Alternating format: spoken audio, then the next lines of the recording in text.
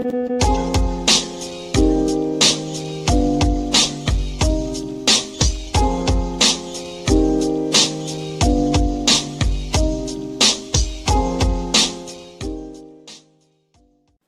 thing that the gentleman down here asked about, see, very few people know there were 3 attempts on JFK's life in November, okay?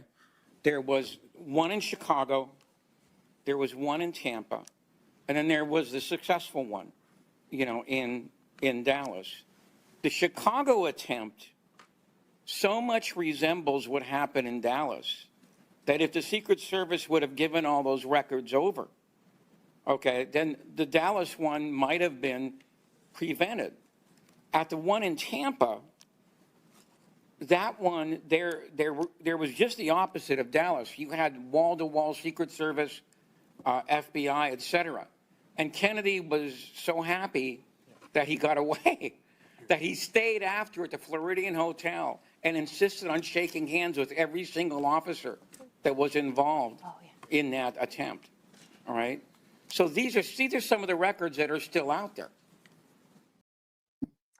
I thought we'd open with at least a high point because he's the only guy who knows what he's talking about. No, he did a great job, Eugenio. I would expect I wouldn't expect less. He was like in a rocking chair telling stories to people who had no fucking idea what he was talking about. There was no question about that. There was nobody who knew what he was saying except us, you know, and people who are hip to the details of the, and Vince Palomara, obviously, and people who follow the show. Sure. But Jim was the only one who knew what the hell was going on in that hearing.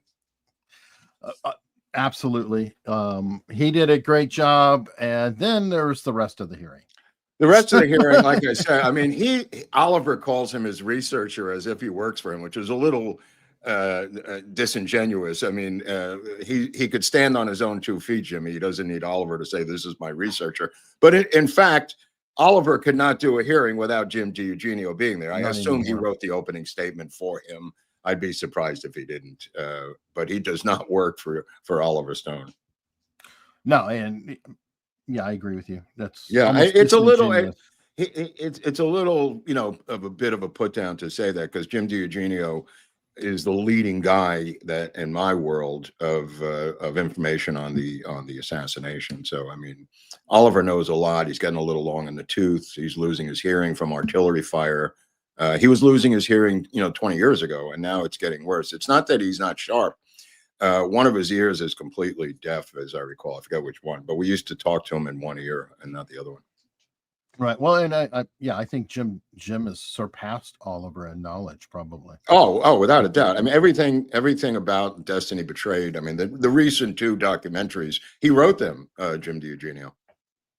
You know, he wrote Oliver. You know, was not, you know, that young where he could all of a sudden peel off a documentary and writing it as well. I mean, Jim did a fantastic job. I highly recommend both of those on Amazon. Absolutely. So we'll go ahead and now let's look at our proper liberal Democrat. Oh my God. I want to preface my remarks by saying I'm a liberal Democrat. Right. And because that's relevant. I don't shy away from that. That's part of my reporting, and that's part of my reputation for straight shooting. He's a straight shooter, just like Joe Biden. He's a straight shooter.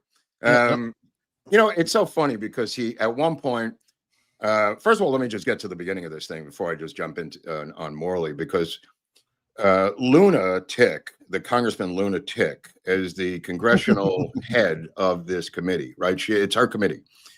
She has the gavel, never used the gavel once, never shut up Crockett, who was rambling on about Trump. You have to use the gavel to stop people from going off the rails. She didn't do that. Secondly, she has the votes. The Republicans run that committee, the majority of that committee. She has the votes. So what she did was she picked 4 people to testify. All 4 of them are far left liberal activists and liberal Democrats. All 4. Jimmy is, and Oliver Stone obviously is. You heard from Morley. And the 4th guy with the toupee, which I'd like to get into at some point. I don't know who that guy was, so I did a deep dive on him, and I found out quite a bit about that guy. But getting back to Boebert and Luna Chick And Nancy Mace is apparently the best of the three. The only one who has some sort of gravitas, who comes close to what's her name out of Tennessee, Marsha Blackburn, among the dames, among the conservative dames. I think who was that again? Are you sure it's not Mrs. Luna you're talking about? Yeah. Okay. So again, this is completely insane. She splits. Luna splits. I didn't know she left.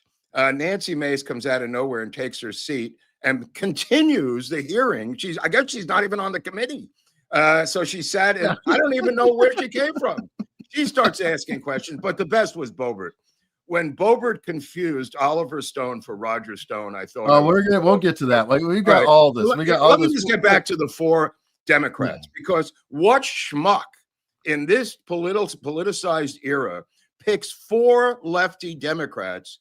And look, I've had my beefs with Roger Stone. I could proudly say he's blocked me on Twitter, but Roger Stone should have been there simply because he's a conservative voice and he could have propelled his book about LBJ's involvement in the assassination. You didn't hear one word about LBJ from these lefty liberals, bro. And they're not going to bring it up.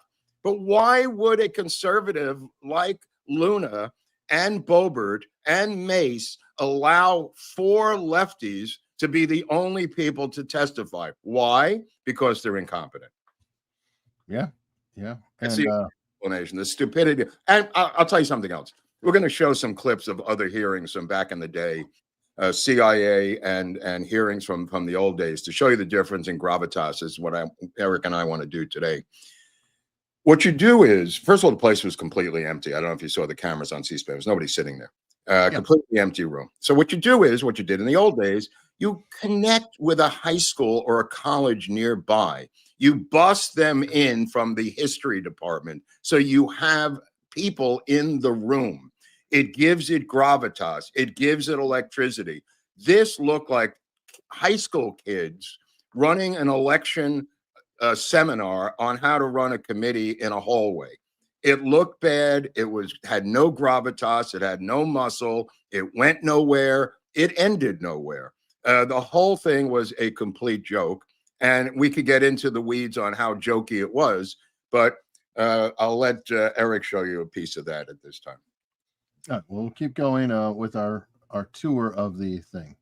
So this is Nancy Mace, aka Luna. How long had the CIA been surveying Lee Harvey Oswald before the assassination attempt? 4 years. 4 years. And what are some of the highlights of the CIA's pre-assassination file on Lee Harvey Oswald?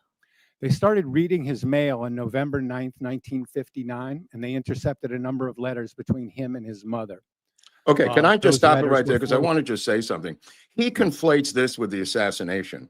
That in 1959, when Oswald was a defector, the fact that they opened his mail was because he was a quote unquote defector to the Soviet Union, not because he was involved in an assassination a conspiracy at that time. He doesn't explain that morally. He believes JFK wasn't even president at the time. No, I know. That's what I'm saying. So, He's saying they're on to. He never mentions that he's a defector in the Soviet Union, that he might be ONI, that he was a Marine, that he defected over there. He is so up James Angleton's ass, because he wrote a book on Angleton, that the biggest thing he leaves out is the 13 phony defector program of James Angleton, of which Oswald was part of. He seems to know everything about Angleton, except one of the most historical oddities of Angleton's life, and that's the phony defector program he created, which was highly effective, by the way. It doesn't mean the FBI is not going to open up Oswald's mail, and that's why Hosty was on to Marina and to Lee Harvey Oswald when they get back to Dallas, because on paper, to most of the rest of the government and the news media, he's a Soviet defector who defects to the Soviet Union, an American defector who had secrets because he went to Atsugi. That's what he looks like on paper. So for them to open his mail, God forbid. So in other words, I just thought that was fascinating. No, and that's why I pulled it, because it was going right into that. And obviously the Nancy Luna. Yeah. Okay, now this guy is a winner. I've got someday I'm going to pronounce this guy's name, but go ahead. Let's see what this guy's got to say. Krishnamurthy. Yeah. Good luck, Eric. President Trump bizarrely ordered DOD to purge its website of all references to Black history, Mm, Black veterans, mhm. and even the reference to Jackie Robinson's own military service. In response, Mr. D. Eugenio Who doesn't know this is posted coming, by that the way? what Trump did was, quote, really sick. That's what you said, and that's what you believe, right, sir? He can't believe this is happening. Yes? Dude, he's Yeah. totally Did I say ambushed. that? Yeah, you did. I He's like totally yes. ambushed by this. It's totally Yes. insane. But the fact that Luna does not gavel this down shows you the weakness of her chairmanship. Oh, What yeah. does this have to do? So all you have to do, bang the gavel, sir. What does this have to do with the price of tea in China? I agree. Please stop. This is off the record. We're going to go. You know what I mean? She does nothing the entire hearing. This is a clown show at this point. But go on. Did I say that? Yeah, you did. And Okay, I'm sorry. I don't recall saying that. Okay, maybe I did, maybe I didn't. Okay. Yeah, it's I right wish here. you'd have This is given the me tweet. before so I could have looked at it. Right. Mr. Moore, Kudos to Jimmy for handling this with some sort of dignity and grace, because that is so insane what they just did. Again, going after Trump. As I said on this show, Morally, the day they formed the committee, that everybody was so happy about it. And I said, what about the far left members of the Mhm. committee? And there they are using every opportunity to air their anti-Trump message. Crockett will do the same thing moments later. Oh yeah. Oh yeah. Well, hold on. This guy is a winner. He like I said, I got 3 things from him. Mr. Oh, go Morley, ahead. you said that JFK, quote, took great risks on behalf of all Americans in resisting the forces of militarism and racism. Yes. Donald Trump, on the other hand, recently eliminated, believe it or not, the prohibition on federal contractors using or maintaining racially segregated facilities. JFK would God. have rejected what Trump recently did, correct? Go ahead, Morley. Even more. Go ahead. Yeah, even Morley. Like, Doesn't he say at one point, I didn't come here to discuss this stuff? no, this is it. Oh, yeah, go ahead. Well, this is another liberal Democrat reference too, by the way. So. Right. You know, I was invited here to talk about the JFK files, and I don't want to make a partisan political issue of it. Like I said, I'm a liberal Democrat. Again. If in general I had to choose between a conservative Republican like Donald Trump and a liberal Democrat like JFK, I would choose JFK. But to his credit, at least he's saying this is not relevant. Right. And if he's even saying it, why isn't Luna saying it? Why does the people who are the speakers Mr. having to point this out while she went off somewhere to get a sandwich, turning the committee over to Mace? Yeah, I mean, well, she was probably off trying to get the rule overturned for that pregnancy thing. I don't know if you remember that. That was Well, we'll part get of her into that a thing little going- later. Yeah, we'll get into talk that a little about it. later. Anyway, Mr. Stone, some of your films, such as Platoon and Born on the 4th of July, were inspired by your own military experiences in the Army when you deployed to Vietnam in the 60s, right? That's correct. We have this picture here of you in Vietnam. Thank you. I thank you deeply for your service. We actually found a picture of you in Vietnam, and you were awarded the Bronze Star for Valor, correct? That's correct. You've written that your Bronze Star was because of your actions during a, quote, mean little ambush, which had cost you a lieutenant, a sergeant, and even your scout dog, correct? I'm sorry, I didn't hear that. What was you saying? he's confused too. Okay, let me just stop it for a second because I can explain this. Oliver Stone thinks that they are talking about military fragging, that he lost these commanding officers by the other men in the platoon killing them. Wait when he comes back because you'll see what I mean. He thinks the guy is talking about fragging. Why he's talking about either one of the subjects is completely insane. But this is either morally telling him that or Oliver thinking that. Go ahead.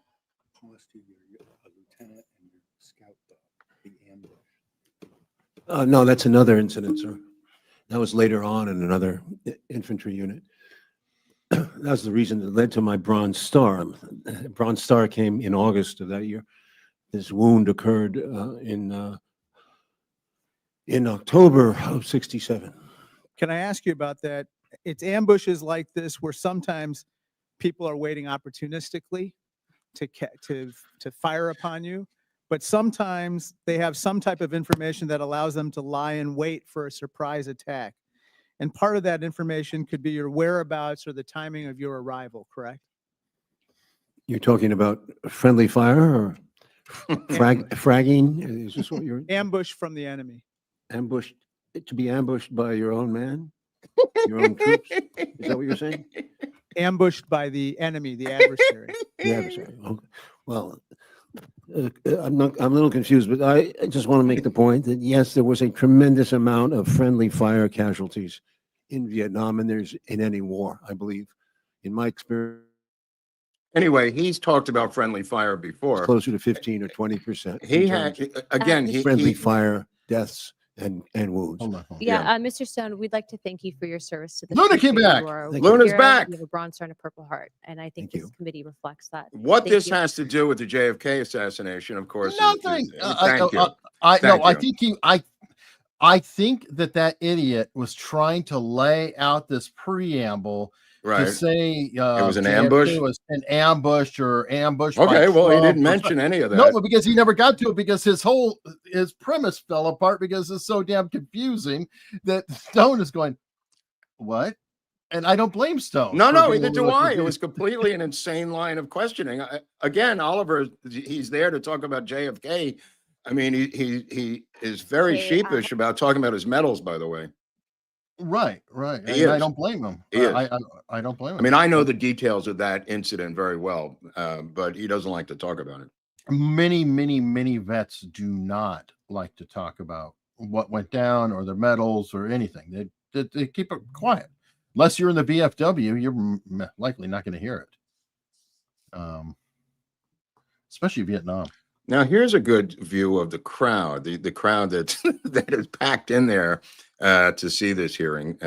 It's not exactly what we're going to show in a few minutes from back in the day to show you the contrast and gravitas, which was kind of Well, this isn't a full session of Congress. It's no, only I'm not saying it committees. is. I'm not saying it is, but there's also in reverse. If they flip it, you'll see the empty seats in reverse. There's only a handful of people sitting there, including one of our guys was in there.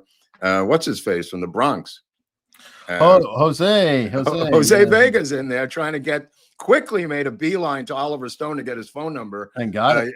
Yeah, you got to hand it to Vega. I mean, he ran for Congress and he got 20 or 4,000 votes or something in the Bronx. But he's a 4,000 votes, Eric? What did he got?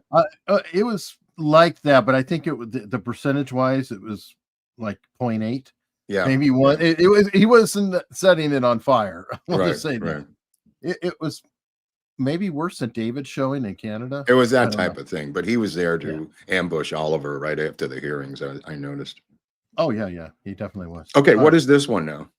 Okay, Let's- hopefully we can stay on topic for the rest of this. Oh, hearing. We seem yes, to be wrapping up pretty this is important. close here. Mr. Stone, Yeah. you wrote a book Yep. accusing LBJ Of course. of being involved in the killing Yeah, of President Kennedy. right. Do these most recent releases confirm or negate your initial charge? Dude, you involved in can't, the when he keeps going to assassination. Morley. Oh my God. Of President Kennedy. No, I didn't. In the film, if you look closely, there's no such thing. I think he's going to Morley because this is Morley's thing. I think No, Morley brought Morley's them in. just, I think he's He's in physically charge there. closer to him. I think that's his good ear on the Mhm. right side, Eric. That's That his could good be too. ear. That's why. Okay.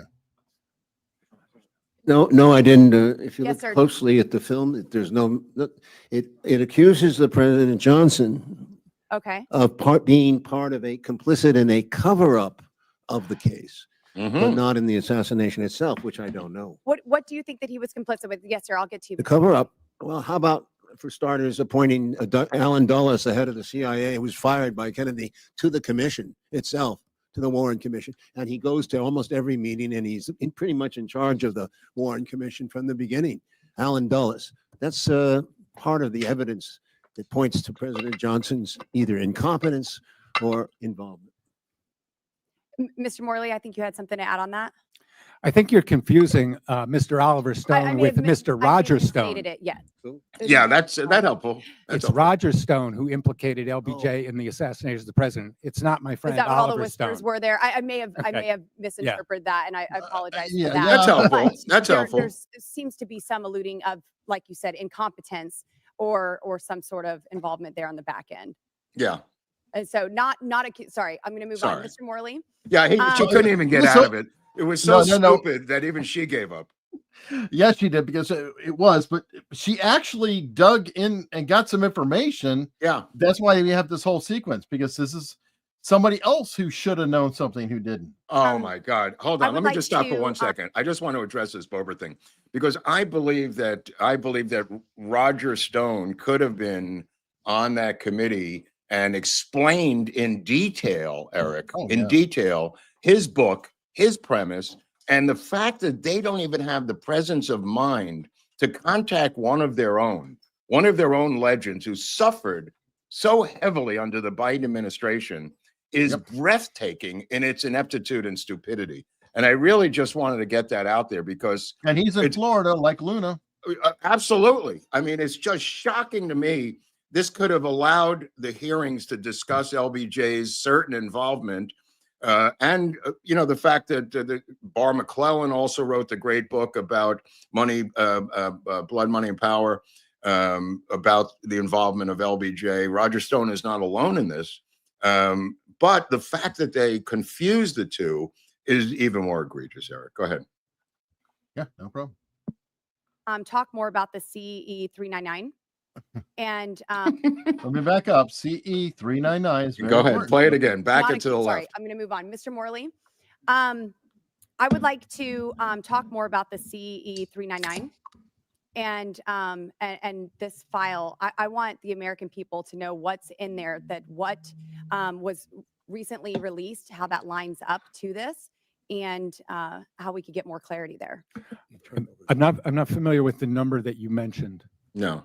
He's the only guy in America, Mr. apparently, G. who's. Are you talking about Commission Exhibit 399? Yeah. Okay. I yield my time to Without Jim. laughing. All right. Okay, Yeah, Jim, it's not Jim if you saves laugh. his ass. Because Yeah, Jim saves his ass here, but I just can't believe that Morley does not know what CE 399 is. I know what CE 399 is. Little children in the Bronx eating lead paint chips in 1965 know what CE 399 is. It's just shocking to me that a guy who claims to be from the Washington Post, which he is, a guy who believes that Watergate was completely above board, who says follow the money, who believes Woodward and Bernstein are above board, who believes that Oswald was in Mexico City meeting with the head of the KGB, does not know what CE 399 means. It's just Now, shocking. what's his to me. current position, Mark? What is his current position? I don't know what his current position is on anything, because he.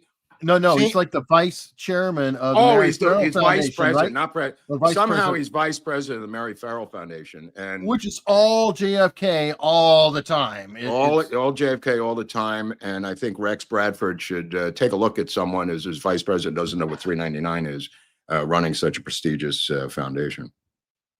I mean, that's just. That's terrifying. That really is terrifying. We'll let sorry. Jim I'm go sorry. and explain Well, it to Jim will everybody. explain. Jim could do this in his sleep, and we'll have Jim back on, and we'll talk about the hearings in a couple of weeks when Jim is free. I have more questions Sure. for you too, All right. Mr. Okay. Morley. The Commission Exhibit 399 has a very wild trajectory, which I think any person familiar with ballistics, would question in the first place. Then the second place is it has a very, very dubious chain of custody. All right, from it was first captured at Parkland Hospital. Tomlinson and Wright, who worked there, turned it over to the Secret Service. Then the Secret Service turned it over to the FBI. Any investigator would want to interview Mr. Wright because he was the security guy who. Anyway, he does Yeah, break it. he goes down. into 399.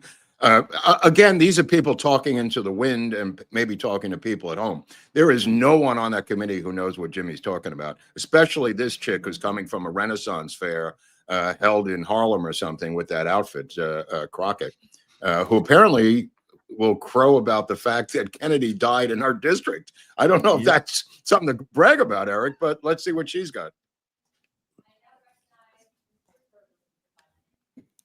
Mr. Morley, Mr. Stone, Mr. DG, Oh, you could do it. You almost got it. No, it's somebody else's. Okay, I'm Okay. Mr. Morley, Mr. Stone, Mr. D. Eugenio. I just want to say thank you for being here, taking time out of your day. And I want to apologize that not everyone on this hearing seems to want to use this time to its fullest extent. And so I want to start by saying thank you, Mr. Stone. Shortly after your film's release, the United States Congress passed the JFK Assassination Records Collection Act of 1992, and you did something that I don't know that Okay, I pulled this guy up. Mark and I talked about this on the side. Yeah, but I pulled him Burleson. up. He's out of Missouri. Yeah, he's out of like Branson, Missouri, Eric. Go ahead. Right. This guy, though, is queuing up the Morley story Yeah. and painting it on Oliver Stone. And Yeah. if you watch, you'll see where he's attributing everything that Morley is saying to Oliver Stone in Right. a creative way Yeah. to kind of put them together. So that's why I pulled this segment. I've done in my career. It passed unanimously. I want to give you an opportunity to talk about how it felt and the impact of having a movie that not only has spurred multiple hearings of Congress, but unanimously passed a bill through Congress. Sir, I was at the time, I was told that by many people who were Oh, involved. look, Vega's just switched were seats. very Vega happy got in behind him now. Thought that this was a great. He was in the second row. Now he's writing back on with Public his piece of paper. Go ahead. duty. I didn't feel that way. I felt like I was being skewered the whole time in the media, and many people volunteered. Important people volunteered negative impressions that were not based, I don't think, on reality. That the people didn't bother to see the film, for example, and were saying that he's got Lyndon Johnson and all that involved, and blah blah blah, and he's got 55 people, 8 different agencies involved. I mean, Enter into the record a CIA document that ends in number 10056. Without objection, so ordered. In this document, it describes that it dispels the narrative that when Oswald visited Mexico City, that he only met with Sylvia Duran. In fact, in this document, who was tortured, by the he way, met with a until finally KGB admitting official. that he was there. But go on. Remarkably, the individual by the name of Kostakov was actually a member of KGB and Department 13. Yeah. Because of your work, we now have this kind of evidence. He actually tricky. met with a member of the KGB who was part of the Wet Works, the assassination team. I also want to say thank you because of your work, we have another document that I want to enter into the record. This is ends in 10191. Without objection, so ordered. In this document, we have a testimony that an individual named Francisco Tamayo, otherwise known as the El Mexicano, accompanied El Mexicano. That's Right. your standard name. Right. Lee By the way, Harvey these Oswald documents are not into- even typed up. There's just handwritten notes about El Mexicano in these documents. And he's supposed to be some defector from Cuba who was in the military, who accompanies Oswald in to meet with Kostakov. You see, this douchebag, Burleson, is trying to lay the breadcrumbs that the assassination was carried out by the Soviet Union. And that is to put pressure on Putin and Trump in their negotiations that are upcoming. This has been bandied about for the past 3 weeks about the Soviet Union being the ones masterminding the assassination. That was the original intent by David Atlee Phillips and the people who planned the assassination, was to blame Castro and to blame the Soviet Union and allow us to take Bay of Pigs 2 back into Cuba and topple the Castro regime. That was called off by LBJ because he had already achieved what he wanted. So he pulled the plug on that whole thing. This cat and others like him are reinvigorating this story to try to put pressure on Vladimir Putin as the head of the country that killed JFK. That's where this is going. But play a little bit more. Maybe we'll see where this goes. Oh, okay. Hang on. Yeah. is only really been something that we've seen only in the last few years. You Yeah. would think that the Warren report would have reported the fact that Oswald had met with a KGB individual in the Department 13 of, basically the assassination division, and that he was accompanied by an individual known as El Mexicano, that later an FBI report indicated that this individual, El Mexicano, Mhm. was captured in Venezuela for attempting to assassinate another individual. It's shocking, Mr. isn't Morley, it? I want to ask you about Mr. Angleton. Oh yeah, This we don't. is such a cute Yeah, I know. little- Now he just switches gears and goes. It's like Morley. Everything Morley wrote, he's just Yeah, teeing it yeah. up to Morley. Yeah, it's a moral to the people at home. Morley wrote a book about Angleton. He also wrote a book about Wynne Scott, of which I decided to go back and look at this morning. Right here, these documents, because Morley is kind of playing it both assassination. ways. He has recently done a podcast excerpting the J. Edgar Hoover LBJ conversation that Eric and I have talked about, the so-called 14-minute gap that Rex Bradford, the head of the Mary Farrell Foundation, has uncovered.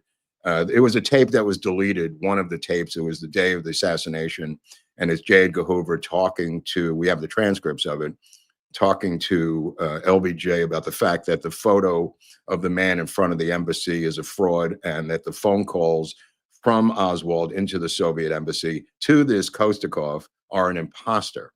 Luckily, they didn't get rid of the transcript. They tried to delete the tape a number of years ago, and they tried to show you that this thing was not real. There's a guy named Jefferson Morley who believes it is real, that he was in there. And it's kind of interesting, because I went back and looked at it. And he wrote, Oswald arrived in the Mexican capital. This is page 177 of his book, Our Man in Mexico. Oswald arrived in the Mexican capital on Friday, September 27, checked into a room in a cheap hotel, headed to the Cuban diplomatic compound on Calle Francisco Marquez, where he paid a visit on the consulate. Oh, yeah, there it is. Oswald's arrival brought him into view of Wynne Scott's hidden cameras. Of course, there's no photos. Combination of Oswald's chapter of Wynne's manuscript, declassified CIA records, and the testimony of two former colleagues strongly suggests a conclusion that the agency still denies, and the CIA took a photograph of Oswald as he contacted the Cubans. It goes into detail here more and more about Oswald in Mexico City. Many of us do not believe he was in Mexico City, and indeed this was part of the frame-up that he was in Mexico City to frame this narrative around him, that he was there to get a visa and to go to Cuba before and after the assassination. Morley not only believes it, he has put it in his book. However, he's also put into a podcast recently that he believes there was an imposter in Mexico City posing as Oswald. Well, maybe it was both, Eric. I don't know. But clearly the photos that you and I have seen and the voice on the telephone calling into the Soviet embassy, as J. Edgar Hoover tells LBJ, are imposters. Why you would need imposters for a man on September 27th, 1963, to make a phony recording and phony photos is only a question that the CIA and David Atlee Phillips and those people can answer, because Morley believes that it really happened. All right, and this last clip here is Mr. Crane. Let's see what. Okay, after 2 assassination attempts of President Oh, Trump within this the I thought, last yes. year, and the little that we now know about Thomas Crooks and Ryan Ruth, do any of you guys on the panel believe that we're seeing history repeat itself? Oh, they don't want No. to touch that one. What did they say? No? That's why I wanted you to hear this. Yeah. Morley immediately said, No. immediately, Immediately. no Yeah. hesitation, no. Yeah. But Oliver. Mr. Stone? I expressed my own surprise that so little Yeah. do we still know about Mr. Crooks Mhm. and the other assassination. Right on, Oliver. Well, I would see similarities here. Thank you. I'm out of time. I yield back. After I just appreciate that Oliver, you know, Morley just quick as can be. No.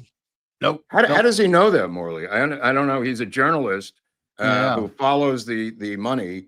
I just want to give you this quote. This is from Morley. They asked him if he had fired a weapon. This was Garcia from California. He asked if he shot the president.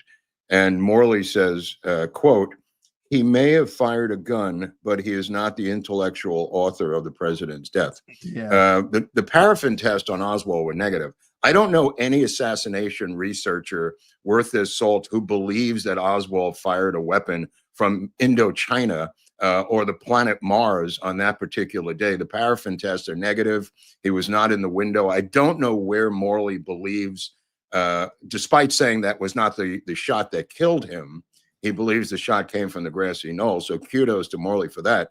But he may be the only researcher in the upper echelon who believes that Oswald fired a gun on November 22nd, 1963. We'll leave it at that with him. Yeah. No, good thing to leave it with. Well, I just want to show that clip both ways. He wants it both ways. He said he didn't. Yeah, I don't think he did. Yeah. But I'm not, on and on. But yeah. Can we just mention before we go that the guy with the toupee who's over there denouncing the release of the documents? There's a guy there, a fourth guy, who had an opening statement, and he appears out of nowhere. And he is a guy who is in the business of blocking the release of documents from the National Archives. That's his full-time job. Ogles of Tennessee and Mr. Moskowitz. Yeah, let me see. Because I want to tell the audience who he is after you show a little clip.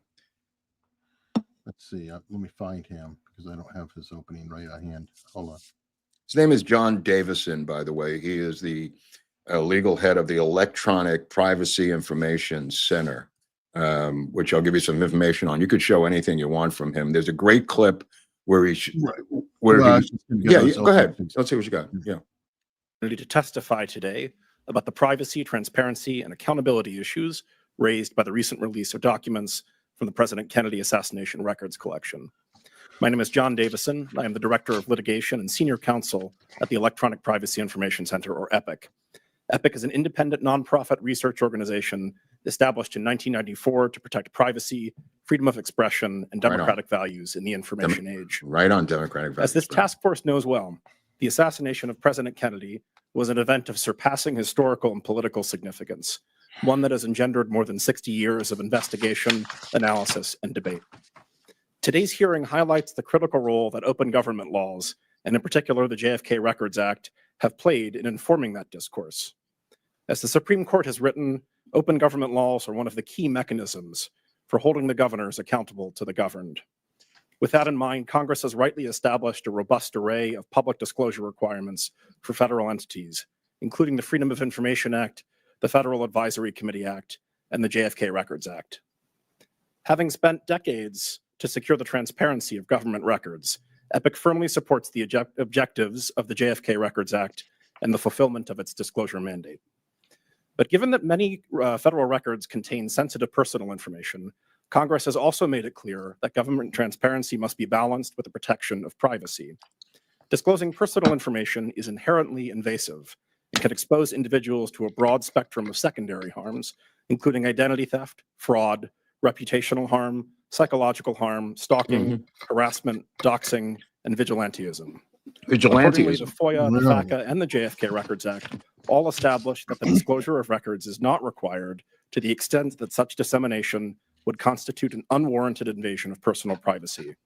Okay, so his beef is that of the 400 social security numbers that were inadvertently inside of these documents, there are a couple of people, of the 400, there were a couple of people who were 6 million years old who were still alive. And maybe they didn't really give the number. The 400, 300 and some odd are dead. And whatever the handful was, they're going to be issued new social security numbers. Not that it's even relevant. They're probably credit monitoring service, which half of the people outside of the government already have. Right. I've had this guy because they lost my data. Yeah. So this guy, just so you know who he is, he's got a BA from Columbia University, graduated from Spookville, Georgetown University Law Center in 2016, served as the managing editor of the Georgetown Spook Journal, on poverty law and policy, was a Georgetown law fellow. And here's a weird one. This is for you, Eric. He acted as an NGO observer to the 9/11 Military Commission at the Naval Station in Guantanamo Bay. It's an odd job. But he also as I said, he runs EPIC, which was founded in 1994. It's a 501(c)(3). Its mission is to protect privacy and democratic values in a digital age. Well, that's cool. Let's see who gives money to this organization and where it came from, Eric, because I was kind of curious. And the people could look up these organizations at home on their own. The first organization is the Bauman Family Foundation. The second one is the Tides Foundation. The third one is the Carnegie Corporation in New York. The fourth one is the Ford Foundation. And these are undisclosed amounts, by the way. The last ones are undisclosed amounts and blocked from transparency of a guy who is the director of democracy, values, and transparency. The next one is a group called the Open Society Foundation. Eric, have you ever heard of them? The that is undisclosed. Open Society sounds like another group, like the SDS or something.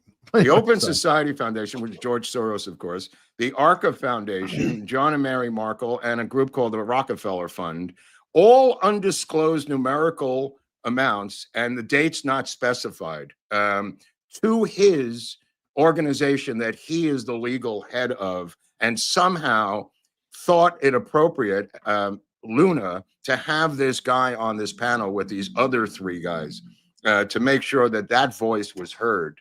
And then he issues a statement later in the episode of his testimony. I just want to give you the statement that he said, which went by into the congressional record. You want to understand the Trump administration's hateful campaign against trans individuals. That's what this guy testified into the congressional record about. And there was no gavel. There was a remark by Nancy Mace that this is as bipartisan and nice as this committee gets. But wow. Let's show some of the older hearings that we remember growing up, Eric. Let's show a couple of hearings that people might remember from back in the day so they can compare a CIA or JFK-based House Select Committee hearing on what it felt like, what it looked like in 1977, 1978. Well, let's go a little bit more recently, and then we can jump back. Okay. From there. Okay. Because we've got the same guy. I think this is an interesting one. Okay. Thank you, Mr. Chairman. I have a prepared statement, which you have for the record, which I may vary from slightly. I may improvise, as directors sometimes do, as I read. Mr. Chairman, members of the subcommittee, my name is Oliver Stone, and I assure you it is with pleasure and some pride that I appear before this subcommittee today to urge the passage of House Joint Resolution 454. Quote, to provide for the expeditious disclosure of records relevant to the assassination of President John F. Kennedy. I'm proud to be here, Mr. Chairman, because I think it is reasonable. Anyway, you can just see that so much clearer. There's more gravitas there. Right. If you could show a brief segment from the Church Committee hearings where this one here, I don't know if it's clear. This is Colby. Yeah. This is this Richard Helms' testimony? There's one with Richard Helms. I got Helms, and that's the one he was convicted of lying, the head of the CIA. He was convicted of contempt of I'm sorry, go ahead. I'll get that one in a minute. Oh, okay, I'm sorry. Okay. This is Colby. Oh, you could see the crowd in there packed in. And this is one. There might be a better one, Eric. Another video that I sent you that's not shot off a TV that's exactly the same. Like the next video. Do you have another one? Or we could run this, but there is one of Helms testifying that's a little clearer. Okay, hang on. Yeah, okay. Sorry.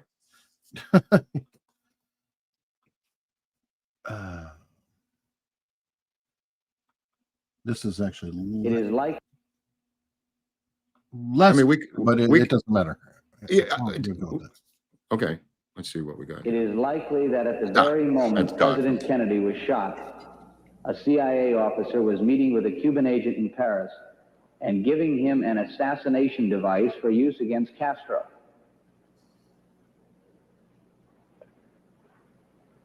Now, I read this, and again, I'm reading from the same report that we read from earlier.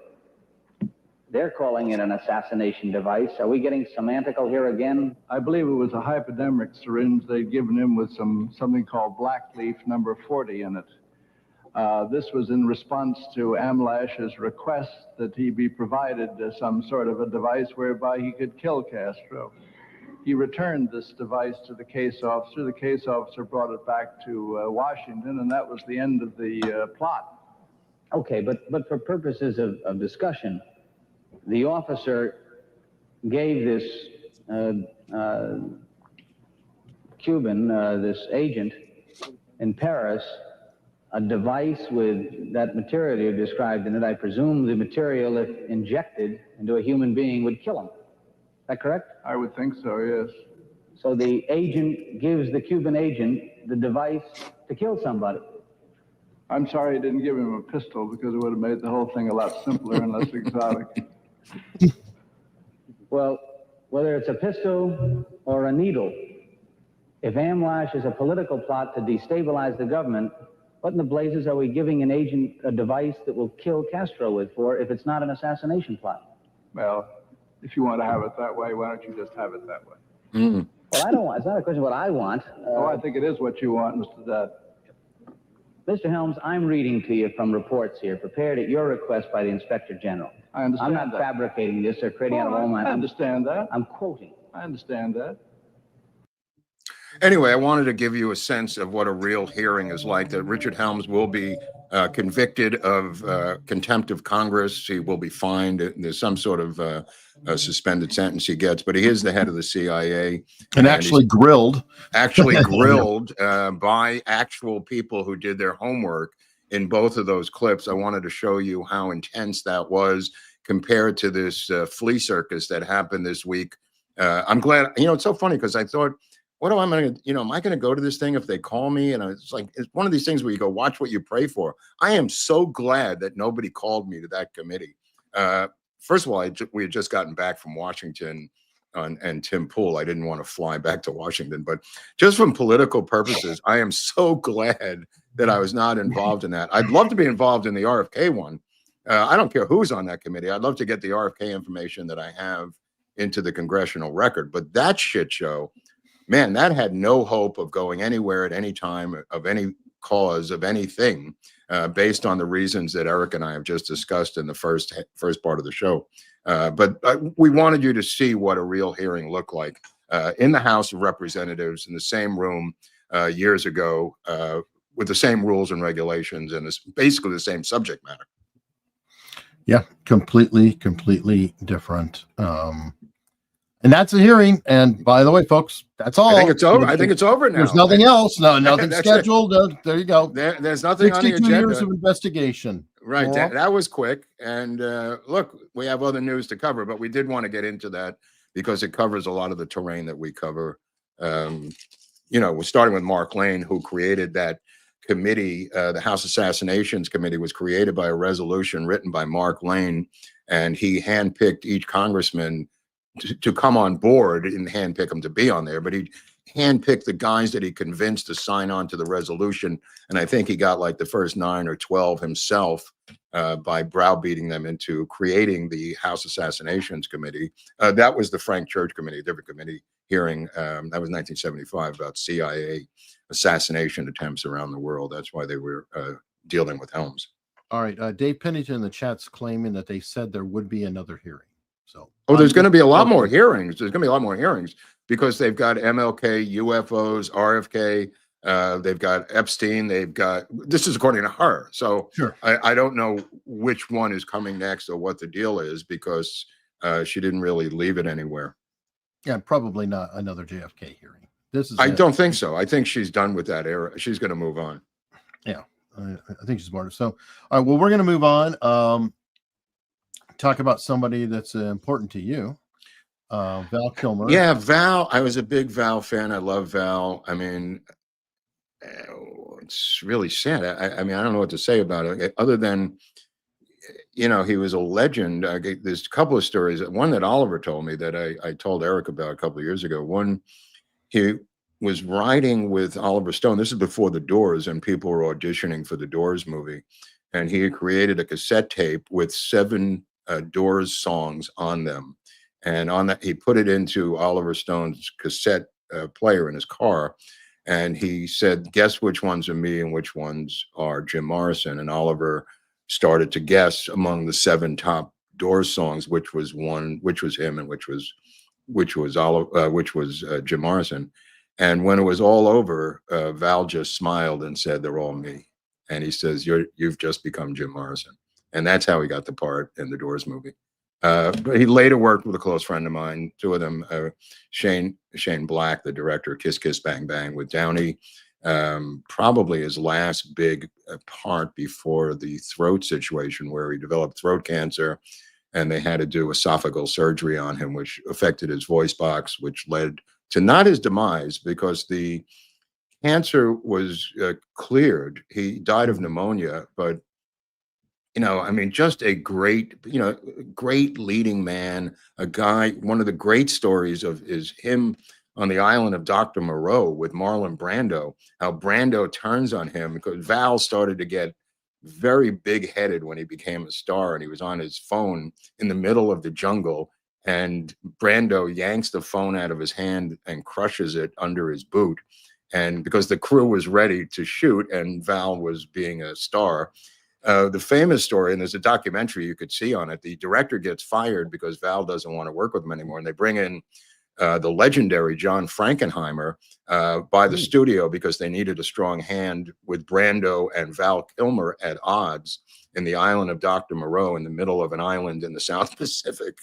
And Frankenheimer was in late stages of alcoholism. He was famously the one who, He's super patient. Yeah, he's super impatient.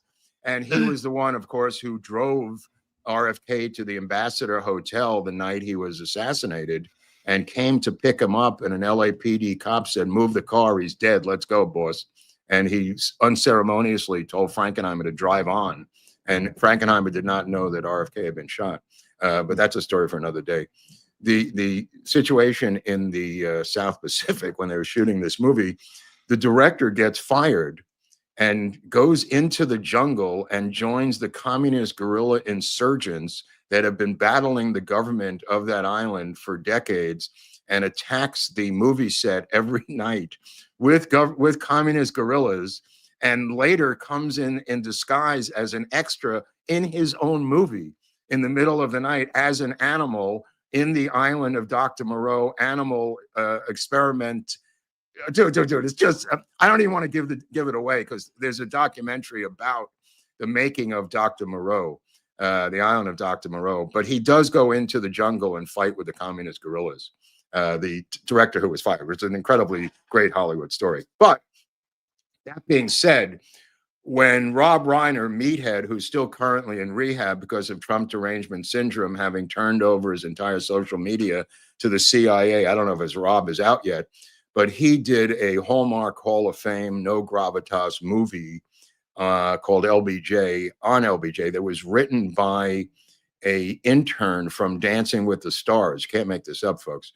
So the script, he was looking for a guy who could play LBJ. And Val Kilmer, I don't know if you could show this picture of LBJ, which is a classic photo, Eric, of LBJ. And on the left is LBJ, and on the right is Val Kilmer, who's trying to get the part. Nobody knows this. This was given to me from inside people. He had brought in Hollywood makeup and hair people when he was trying to get the part, convince Rob Reiner to give it to him. He eventually gave it to Woody Harrelson, but I think Val would have nailed it better than Harrelson just on the looks alone. Woody's obviously a Texan. He got the part. The movie sucks, but Harrelson's very good, but he's very good in everything. But look at even the hands. Look at the time. Look at the hairline. Everything that Val has going on here on the right. And I'm sure. I mean, he even at the end of it. What's that? Even the ears. Large on the one side, small, prosthetic ears, everything. He did Mark Twain as a one-man show near the end of his career. This is literally like 6, 7, right before he lost his voice. He did a one-man show of Mark Twain, and literally people would come out of there thinking that that was really Mark Twain. Just an amazing actor. I mean, I recommend you could look at Heat. He plays that part in Michael Mann's movie Heat. Obviously, Tombstone, Top Gun, which is obviously the thing that put him really, in huge numbers with Tom Cruise, and even the cameo that they gave him in the recent remake of Top Gun was really, which was well done. Yeah, that was well done. Little piece. Yeah. Anyway, tip of the hat to Val Kilmer. I recommend the documentary. His son, Jack Kilmer, does the voice of his father in the documentary about Val, which is a great documentary about his career because he wasn't able to speak. So his son speaks on his behalf, audio-wise, off camera, and really a great documentary about a Hollywood legend, Val Kilmer. Yeah, really. He's going to be missed. Yeah, he was definitely one of another generation's great, if you will. Yeah. All right. So to the news, we have Laura Loomer is in action as of late. Yeah, I love this feisty Jewess. I was watching your guys on two-way this morning, and they are just up in arms that this woman is able to walk into the Oval Office and lay down her proof, quote unquote, of who are rats in the administration, leading to the firing of these rats. I, of course, love that. The fact that a MAGA has access from the street to the White House is kind of what populism is all about, whether you like Laura Loomer or not. The fact that we are able to, as MAGA supporters, enter the White House and tell Trump, these are the rats, and here's the evidence I have that they're rats, and Trump firing them is so great. It's such a breath of fresh air because, as many of the Trump supporters know, he seems to be vulnerable to hiring rats. And Loomer apparently assembled some evidence to show that who these rats were, and Trump took action. So just a fantastic episode. Well, I'm wondering about though is why not the Wong rat and the I don't know. Maybe he's not done yet. Maybe I had expected know. that he would go and I think Waltz should be gone. Yeah, and I think said that from day one. Yeah, I think that Trump is just waiting so that he won't kick somebody out too early. But yeah, I can't see him being there by July. I really can't. It's like he needs to have a family emergency coming up or something to move on. I'll put it this way. As Mark Halperin said, 9 people were vetted. 9 people have been fired in the span of his administration. How did they get vetted? He's already fired 9 people who were vetted by Susie Wiles. How did they get vetted and then fired so quickly? Obviously, there's something wrong with the vetting process, Eric. Right. And I think Sean brought up a good point too when he said she was allowed in there with that particular message that, it was like, no. Yeah. And I don't know who she's working with on it. I don't know if she's working with anybody. She seems to be a woman who's right now in a deposition, as you're well aware, currently, as I sit here, deposing Bill Maher. I know Trump's house guest. Yeah, and because Bill Maher claimed that she was sleeping with Trump. Yeah. So she's going to depose and is being deposed as the show is going on right now. Yeah. So Bill Maher has gone from Mar-a-Lago, or no, the White House. Sorry, he had dinner at the White House. The White House. Which, by the way, I want to bring that up because there was a shocking element to the Bill Maher White House thing. Bill Maher famously gave Barack Obama $1 million, if I recall. Yeah. Bill Maher has given millions to all the Democrats, right? Yeah. Oh, yeah. He has never been at the White House. None of them, not even his boy Obama that he loves so dearly, could find it in his heart to invite the guy who gave him $1 million to the White House. Trump literally gives him a tour of the White House with Kid Rock. So how does that happen? And it's it's crazy to consider. Well, he's leaning. He's on the ropes, Maher. I mean, it's like he is. I wouldn't be surprised he came out and endorsed Trump tomorrow. I mean, there's so many issues where he has come down on the side of the Trumpians on his show of late, denouncing the far left. Yes, the other day, denouncing NPR, just mocking it incessantly. And PBS, they shut them both down. And PBS, yeah. I mean, at some point, he's going to run out of issues, Eric. Well, and Kid Rock is claiming, again, this is secondhand, but he's saying that they got on great, that they had a they're really show good time. business people. Now, I think that another show business person is not going to get on great, and that's Russell Brand, who's been arrested and indicted in England for something 20 years ago that they're claiming they're not just dropping these charges to play around. If I was him, I would leave England and never look back.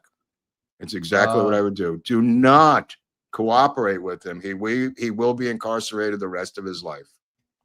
Oh, he's in trouble. Yeah. They're going to they've already decided to take him down. This is some sex charges. This is like what they did to Julian Assange. The charges are only 26 years old. What seems to be the problem? I'm sure the memory is quite fresh. This is a political hatchet job, just like they did with Marie Le Pen. Trump put out a long statement in support of Marie Le Pen today. I don't know if people read that on Truth Social. I don't know what he's going to do about it, but this cannot be allowed to stand. This Marie Le Pen, she's not out yet. Apparently, her appeal is going to happen before the election. So something's happening. And I don't know if it was pressure from Trump, but I think the courts are going to serve or see her appeal ahead of time. So she may get that overturned in time. I don't know. But her popularity is growing. Yeah, of course it is. Of course it is. I mean, house arrest is like what they did in Burma when Amaryllis Fox, her first job in the CIA was to interview the head of Burma who was on house arrest. Remember that? And she brought in a secret tape recorder into this woman's house who was under house arrest, the woman who was in charge of Burma before the military overthrow. So they have a long history of this house arrest stuff, Eric. Yeah, it's pretty bad. It's pretty bad. Now, on the other side of it, we have Matt Taibbi, who may be doing God's work here. This is good. This is good.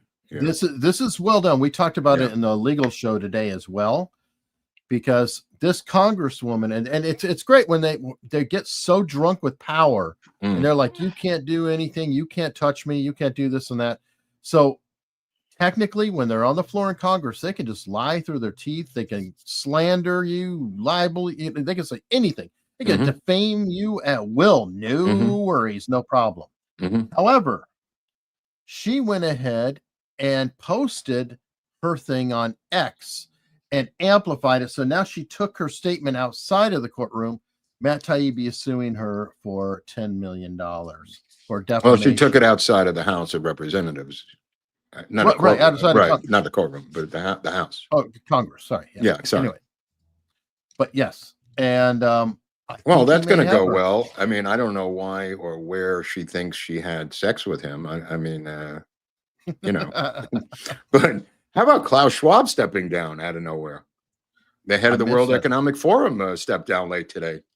Well, congratulations. Who's going to replace Klaus Schwab? I don't know. Soros's kid? You know what? That's not a bad choice, Soros's kid. But he's busy with Amma Ubedin. Maybe being groomed for the new position. You know what? That's not bad. What was John Roberts doing with Norm Eisen, living with him? I don't know. I think that's a very how weird is this story? How weird is this story, Eric? It's extremely weird. And I mean, I never knew they even had a connection. This is apparently lived with him. I don't mean that romantically. I mean, lived with him in Europe when he was an ambassador, Eisen. Right. Some sort of symposium together. Buddy. They were hanging out together for weeks. The mastermind of the anti-Trump campaign is apparently best friends with John Roberts, the head of the United States Supreme Court. Yeah, the same John Roberts who was protecting and speaking out against Trump when he's going after judges. That same judge that Roberts put on the that secret FISA, the FISA court. You're talking about Boasberg. Yeah, Boasberg. Was Yeah. Roberts put on FISA. Yeah. No, Roberts is, things are looking really, really creepy. By the way, somebody shared a clip that a pretty large YouTuber did a video on Roberts and pulled your clip from Tim Pool. Oh, cool. And that's inside the overall thing. Oh, very good. Very good. Now, will Musk write a check to the Soviet European Union, as I'm calling it, for $1 billion they're demanding from him in fines of disinformation from Twitter? The EU is now officially attempting to extract $1 billion from With a B. Elon Musk. What's that? With a B. With a B, $1 billion from Elon Musk, or I guess they're going to take down his Western Europe and Eastern Europe Twitter operation. That seems to be what's going on. If he pays the $1 billion, they want to use the censorship organization that the truth organization that's been used before and exposed to be the adjudicator of anything that's dis or misinformation on Twitter. They're boxing him into a corner where he's going to have to leave Western and Eastern Europe at this point, Eric. Yeah, he'll be hanging out with Chris at Rumble. Yeah. Who's left France, left Brazil. I think they're back in Brazil. I don't know what's up anymore. I think Rumble's back in Brazil, but I don't know for sure. Well, the guy who's back in Brazil, who shouldn't be in Brazil, is Bolsonaro, who is going to be on trial for attempting to poison the communist leader of Brazil. I don't know if you know what he's being charged with. He's being charged with attempted murder through poison of the leader, the Soviet-like leader of Brazil. Why he's still there and not in Miami Beach is beyond me. Again, these people seem to think, and this goes all the way back, to people I recommended fleeing. They stay and they fight and they lose, thinking it's not rigged. It's just really strange. What is the deal with? What's that? Oh, I was going to say, speaking of fleeing, that made me think of how Trump opened everything up for South Africa. The people are having their lands taken from them or whatever, that they could come here. We were talking about that, how there's a lot of great people in the world who are feeling suppressed. Yeah, we should bring them all in. And I was just looking at England.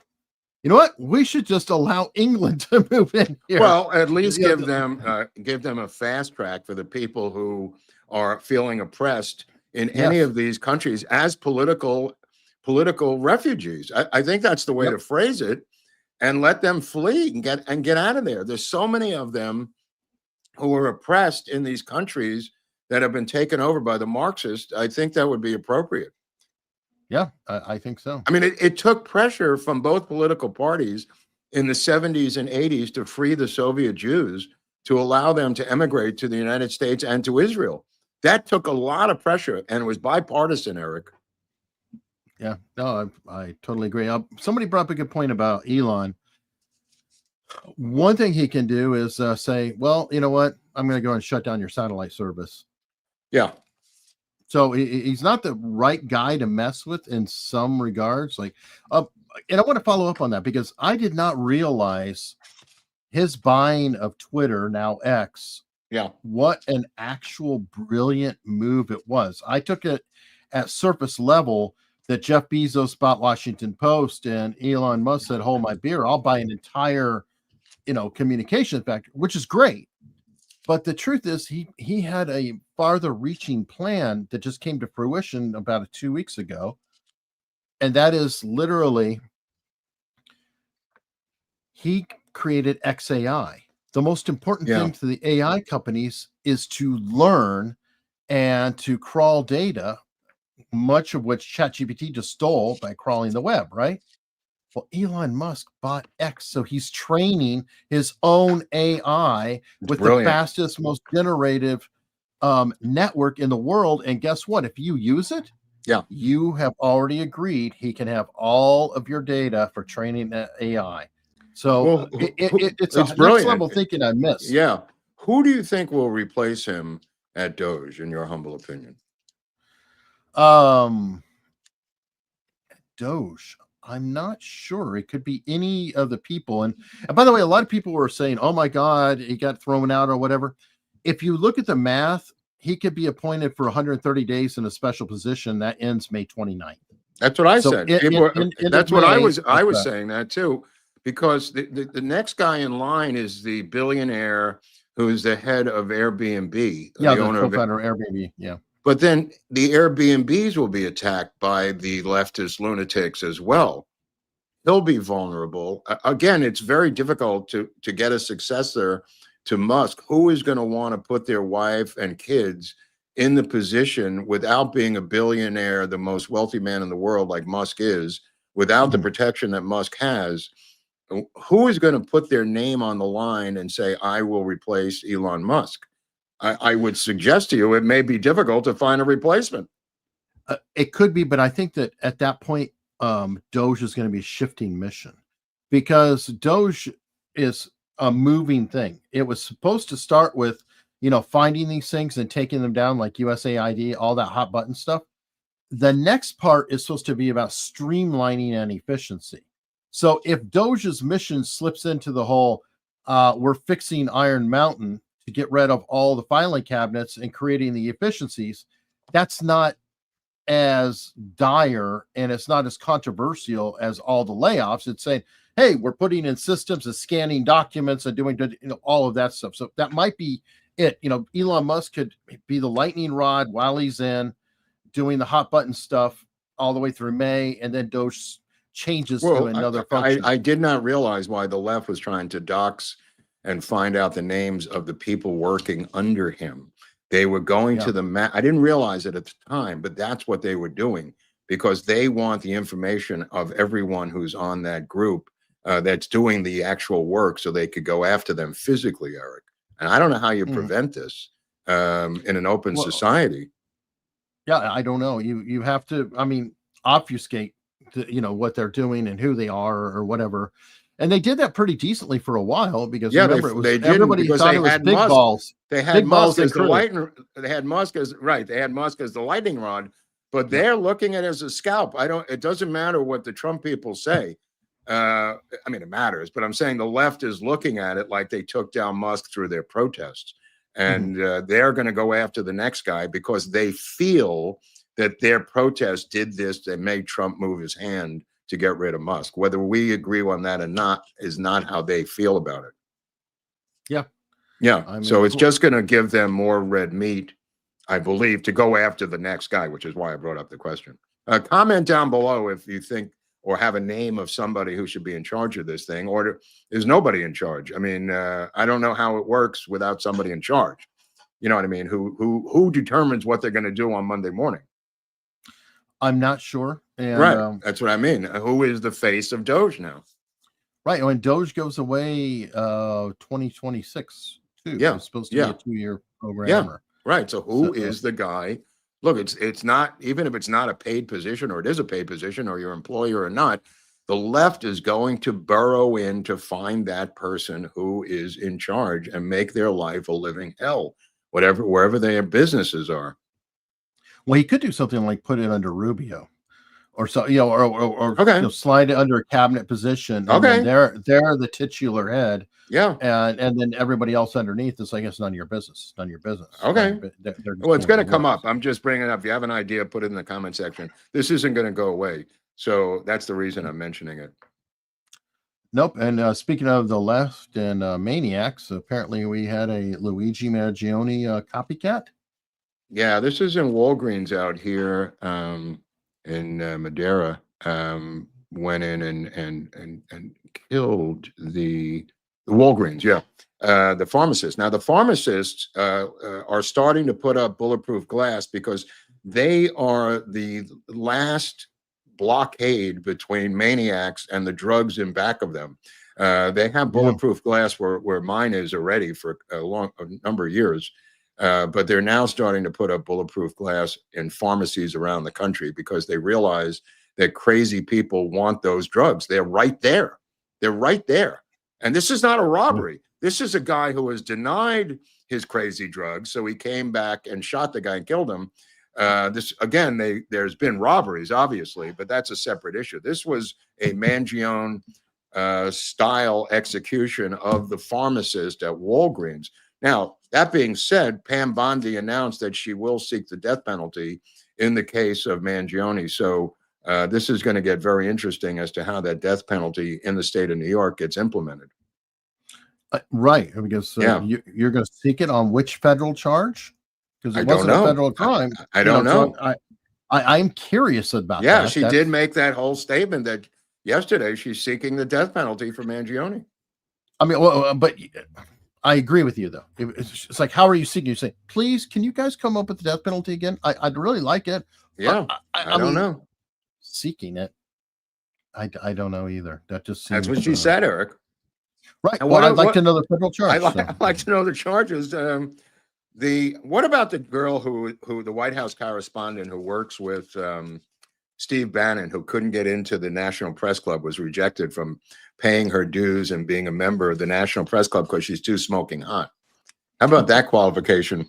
They won't let her in because she's too hot, says the National Press Club. Yeah, this is Bannon's sidekick. Yeah, Bannon's sidekick. I didn't know she was that hot. This is her at the White House. I'd let her into the press club all day long. They rejected her membership application, was clearly political. Here is the letter. Dear Natalie, thank you for applying to membership of the National Press Club. Our membership committee and board governors reviewed your application. Unfortunately, you do not meet the qualifications for membership at this time. Thank you for your interest in the National Press Club. I think there may be another issue here. Yeah, I think so. I mean, I don't. She said in her defense, she's on one of the largest platforms in America, political platforms, and covers the White House on a regular basis. So I don't know what the qualifications you need to get into this organization, which kind of weird because they tried to kick out the Associated Press and everybody went berserk in the other direction. Of course. Right. I mean, so it seems like it's not good for the goose and good for the gander. Seems like a one-way street. True. Speaking of being too hot, the Illinois teacher who was arrested, and there's some interesting footage of her. She claims that she is being harassed and arrested because she's good looking. She's too hot. That's my transition. Hey, give me some credit here. No, that's great. We're going hot to hot. Too hot for teacher. Yeah. But this is my favorite part. Okay. She has now claimed this woman, because they had all these text messages essentially laying out like a whole everything. God, the text messages are unbelievable. Right. So now she's claiming, get this, the student had broken into her phone and used her number to send the inappropriate messages to her as a blackmail plot. Investigators said. God. Oh my God. Quote, she claimed that one day the boy grabbed her phone unattended, had entered her passcode, had sent the message to his phone, and then deleted the message from her phone and had saved it to his phone as blackmail, the court documents said. Wow. Good luck with that defense. Holy crap. I would just throw myself on the mercy of the court. Again, you know, I've been following this story. It feels like 20 years almost. Even when I was at the LA Weekly, it's now gone off the rails. It's on steroids. It's every other day now. And it's the same situation. Hot teacher using a 14, 15, 16-year-old boy. Some of them married, some of them newlyweds. Doesn't seem to matter. The sickness is pervasive. I've insisted and requested and demanded cameras in the classroom for many, many years. Somebody pointed out on my Twitter feed yesterday, because I put this up, that we even have cameras in our dog kennels for our precious pets, but not for our children. I mean, think about how the dog kennel where we leave our dog now has cameras because the owners insist on seeing their dogs in the kennel while they're on vacation. But you can't see your own children in a classroom for 8 hours. Yeah, you have nanny cams, for God's sake. Right, obviously, nanny cams. But the teachers union will not allow cameras to watch our children in the classrooms. And someday this is going to get to Trump and through the Department of Education when it's put down to bed. This has to become a federal law, state law, some level. And I know that not all the time does it happen in the classroom, but the intimidation factor is enormous into stopping these teachers. And many times there is stuff that goes on in the classroom. Right now, I don't necessarily want the camera on the kids. I don't want I want the camera. Yeah, it's on the back of the teacher. room. You see the back of their heads. Exactly. Yeah, all you do is put it in the back of the room. Exactly. You don't have to see them. Yeah. Yeah. Yeah. So that would be the only claim that, you know, people would have is, but I would just say focus on the teacher, where people could tune in anytime and hear whatever lessons being taught, whatever. I mean, think about it. Even kids who are sick at home. Yep. Well, now they could go watch the lesson that was there for the day. It has They didn't have to multiple. miss It has school. multiple benefits. It has multiple benefits, but the benefit that I want is that intimidation of the teacher, not grooming the students in the classroom. Yeah, or teaching them the communist manifesto. Oh, that's a good side one. I'll tell you that much. Yeah, I mean, That's a good great God. side. Great side. We'd like to capture the indoctrination in real time. Say, okay, That would be great. Don't stop this. Now, what happened with this fencing girl who took a knee against a gigantic trans fencer Well, of the course, other the day? trans fencer is being supported by the USA Fencing. Oh. She has been blacklisted. The girl who took the knee. Of course, yes, Yeah. the female. The actual female. Yeah, anybody who has questions that women are being attacked, let's just look at the circumstances. A biological male, Yeah, who with a was- sword. With a sword. who was mediocre when he was on the male team, becomes suddenly cosplaying on the female team and has won every match. And the female, the women, the girl who's saying, oh, no, I'm not going to compete because it's just not right. She is eliminated. So we have She's the victim in this thing. pure I mean, female. yeah. So she just felt that she would be overpowered by a 190-pound man dressed as a woman with a sword. I mean, and she's correct. She's absolutely correct. It's like the boxing match. I mean, it's just too overpowering. Well, and it's sad but true. But the women have to do this on their own. We can't do it for them. Yeah. They need to all walk. Yeah. Every other female in that tournament should Gotta take a walk. knee. It's astounding to me how selfish they are, how they can't unify around these issues and solidify a movement to save all of them. You know what I mean? It really just comes down, I think, to selfishness on their part. Like, I just want to be and compete and I've trained and blah, blah, blah. Instead of walking and driving them out, they're intimidated by it. And, something's got to give. I think Trump is going to address this one like he did with the governor up in Maine. I hope so. I mean, where does USA Fencing get their money? Maybe from USAID. Who knows at this point? Right. I mean, if they're NCAA oriented, I mean, if USA Fencing is tied in with the Olympics, and I don't even think the Olympics are allowing. No, not, and the NCAA has what's done going away on with here? it too. I don't know what league are they in, the fencing. Comment down below. I'm not a fencer. I don't really know fencing, but what is the don't either. hierarchy, if you know, in the comment section down below, of the fencing sport? Like, who is it NCAA? What's the deal with this thing? The structure? Who's in charge of this? I'd love to. Right, and if you put this out saying that there's only 2 genders and that's the policy, did it not extend To beyond fencing? NCAA? Well, I would think it would extend to the U.S. Olympic team ultimately. I think it does. anything- I think it does. but I don't know. know. I think it does. Well, interestingly enough, apparently Posner and Shapiro have merged forces, Eric, right? Yeah, well, Posner has just been so emboldened of Mhm. late. He's just going bonkers all over X and blah, blah, Mhm. blah. Ah, It's so funny because we just mentioned him and we haven't in the Mark Lane episode, and we haven't heard from him. I swear to God, in 20 years, all of a sudden he's everywhere. well, you know who you just mentioned the other day and asked about? Who? Russell Brand. Oh, We yeah, were- that's right. Yeah. I think it was Tuesday. It was like, Yeah, yeah. what is up with Russell Brand anyway? It's like, boom. Right. I Handcuffed? know there's certain things like it happens to me all the time. It's always, my mother had it worse than I do. My grandmother had it the most. She was also, she had that sixth sense that something was going to happen. Did you see the show that, what's his name's doing? Matt Gaetz, the Anchorman show, how much it looks like Club Random? Yeah, you sent me that. What is going we can on? Look at a second. Yeah, I just wanted to look at the set. Maybe that's why he went on Club Random, was to suss it out. I don't know. Oh, shit. Where is that? Okay, hold on. Okay. He's the got a Tucker- show called the Anchorman Show or something, where it's him. Anchormen. Anchormen Show. Okay, I don't know what with even know the them. with the women showing up, and hopefully these aren't the ones that he was hiring. But I don't know, but this looks like to me that this Club is Random. Club Random. It's exact The same. neon. Yeah, it's the exact same look as the show he was on with Bill Maher. Yeah. Am I crazy, or is this a copy of Bill Maher's show? Yeah, maybe to a degree. To a degree. Well, knock yourself out, bro. I wish him the best. Yeah.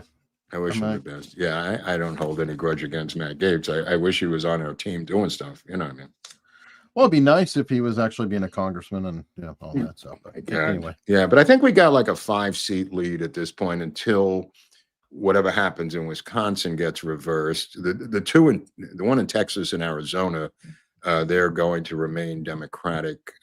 So they're not filled yet. I don't know when the Texas one. Abbott kind of controls that. I think Abbott is stalling intentionally and politically. And the Arizona one is in September, the election, to fill these 2 dead Democratic congressional seats. Who died within like a week. They died within weeks of each other. Very bizarre. Yeah, one of them was at Trump's right after Trump's meeting with the Congress.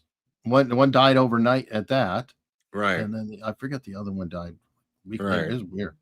Well, So, we got okay. a little bit of a buffer now, and Stefanik will be in the House, and this new guy, Larry Fine from the Three Stooges, who replaces Waltz in Florida, will be in the House. And then the Matt Gaetz seat went to somebody who will be in the House. Yeah. Both by like 11 to 15. I think it was 15 on both elections. The Waltz replacement, it wasn't as dire as thought. As thought, yeah. Still not. That's great. okay. I'd rather err on the Trump side won of by I'd rather 30. err on the side of caution. I'll tell you that much.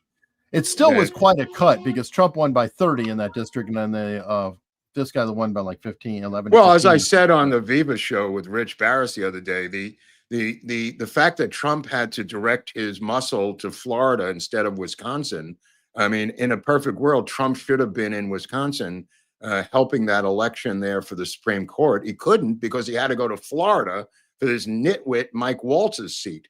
So I think it was also because that guy Schimmel or whatever talked trash about Trump. Well, I'm saying in a perfect world, this now cost us 2 House seats, possibly 3, depending on how hard they redistrict up in Wisconsin. So the muscle should have been Trump picking a guy who was a MAGA guy running up there and then backing him to the hilt. But instead, he had to cover his tracks for taking Mike Waltz out of the House of Representatives, putting him in a national security position where today he fired the NSA chief and people below him, and somehow Mike Waltz still survives. Again, you're talking about the former personal advisor to Dick Cheney, Eric. Right. I think that Mike Waltz is not getting many appearances of Trump, and I'm pretty sure he's just a dead man walking. Well, the dead man walk. I'd like to say if he was in a press conference, I would simply say, when was the last time you spoke to Dick Cheney? Thank you. When was the last time you spoke to Liz Cheney? Thank you. What did you tell the people when you were vetted your close relationship to the Cheneys? No, I forgot to mention that. Oh, really, Mr. Waltz? It's really interesting. Yeah. Well, like I said, I think that he'll have a family emergency this summer. No. Now, what about Tucker Carlson's pickup truck? What is going on with this? Did he realize that which I realized, that these new cars download your data? Is that what happened with him? I guess I did not know. Let me see. That's what happened with. I went to buy one of these vehicles, and the guy told me this is good. That's not the vehicle.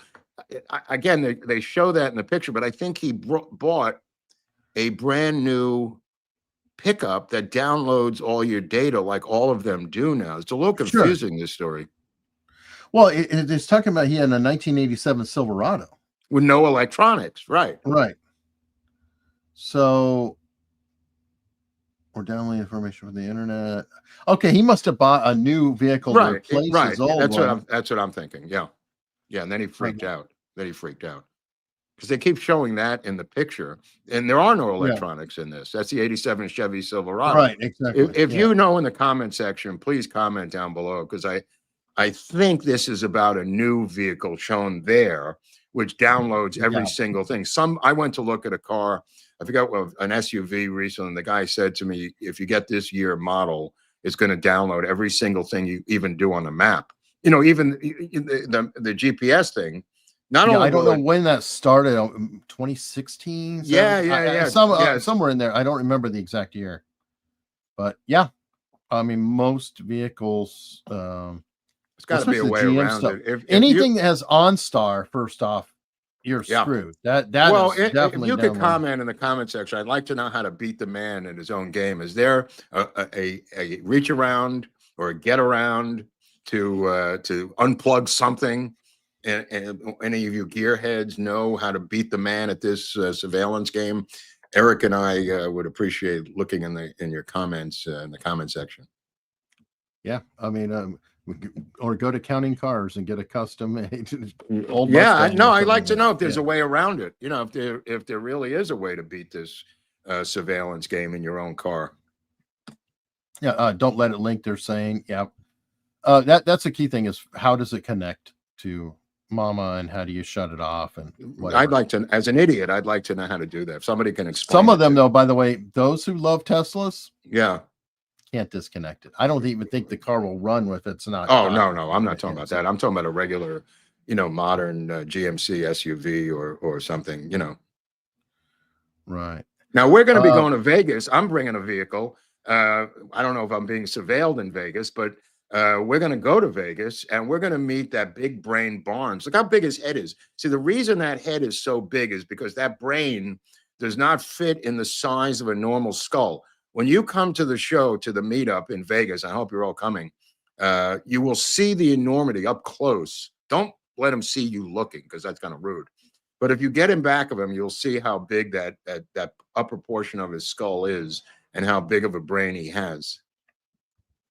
And look, it's going to be, even Viva's coming to this thing. If you can't get off your fat ass, Viva's one of the shortest men I've ever met. He's coming to Las Vegas with Mini Viva, who may be taller than him by the time they get to Vegas. I haven't seen the kid. It's going to be close. Yeah, right, Eric?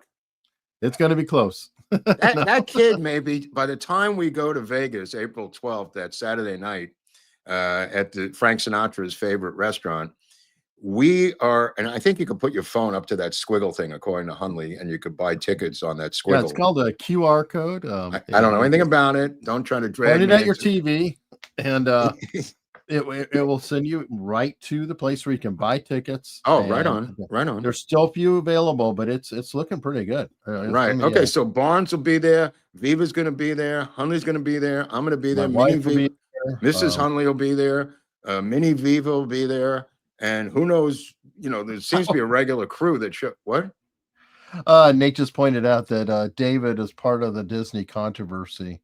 He was cast in Snow White as a dwarf, but lost his job to a regular sized woman. You know who I blame on this? His feud with Peter Dinklage. Viva has opened up a war with Peter Dinklage as the king of the dwarves.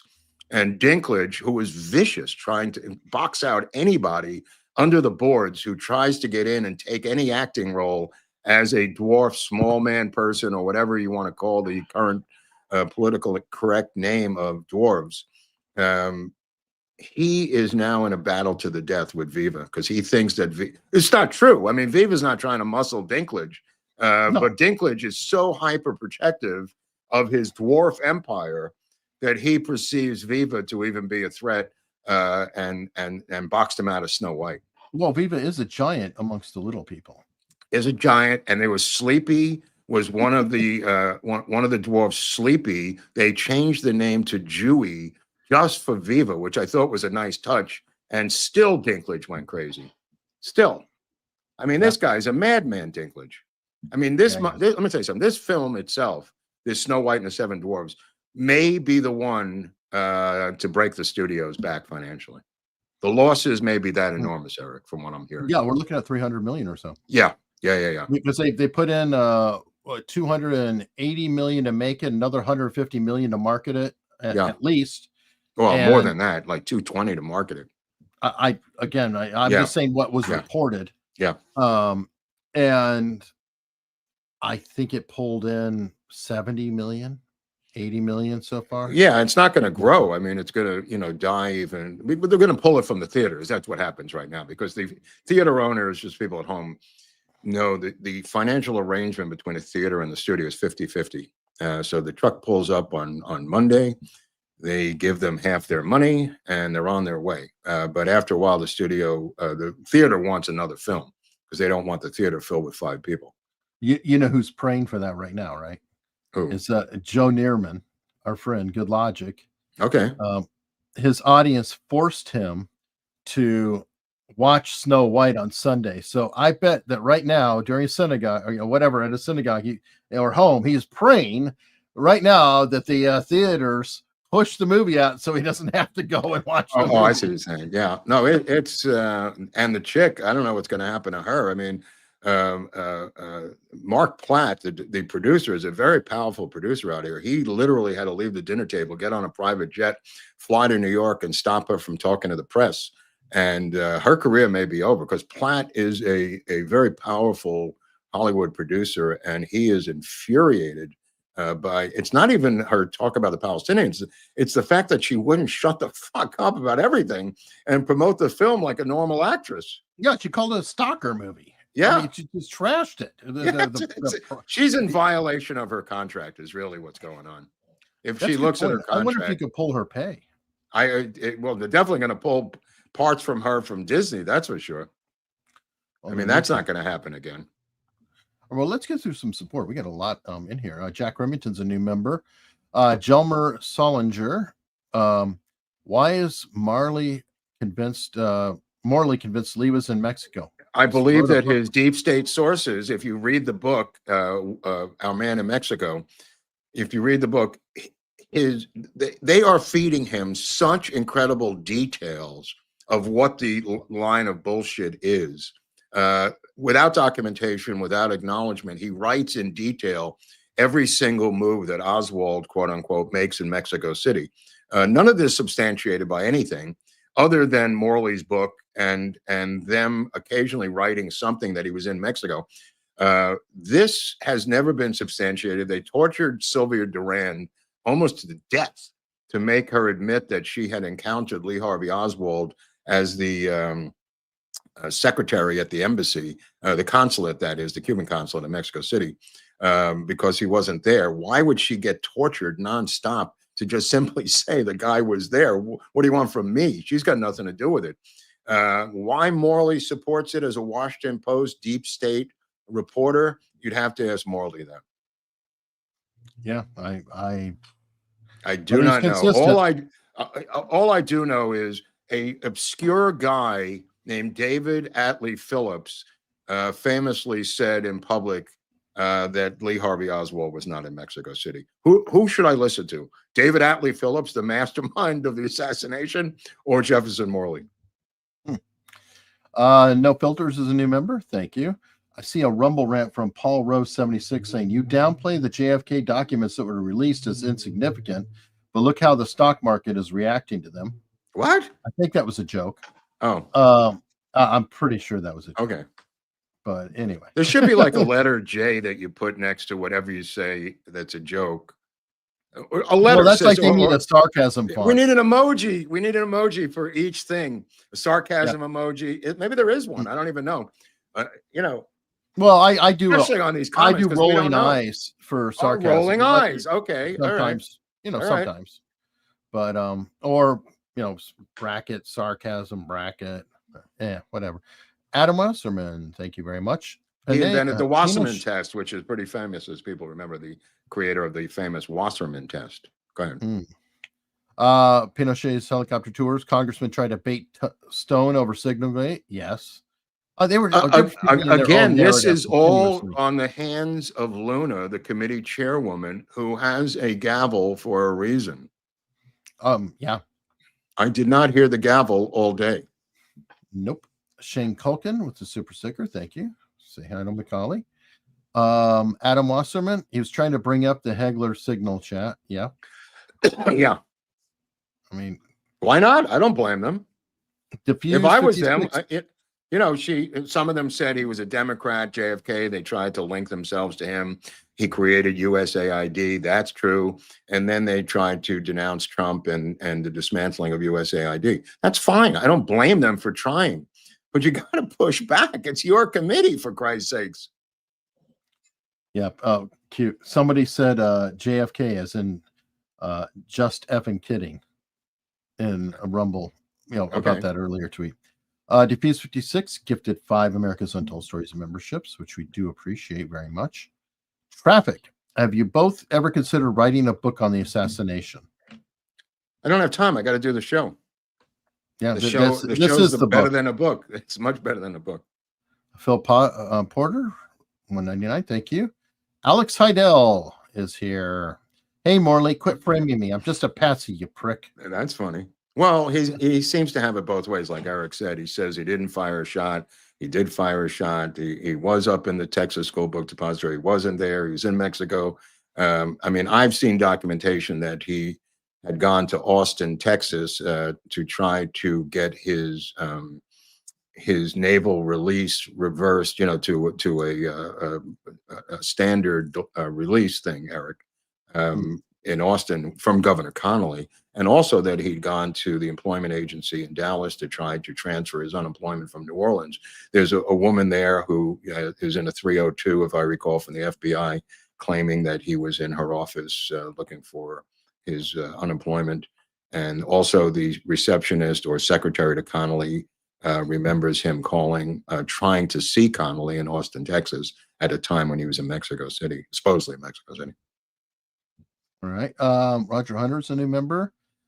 Chris Deo with the super sticker. Thank you.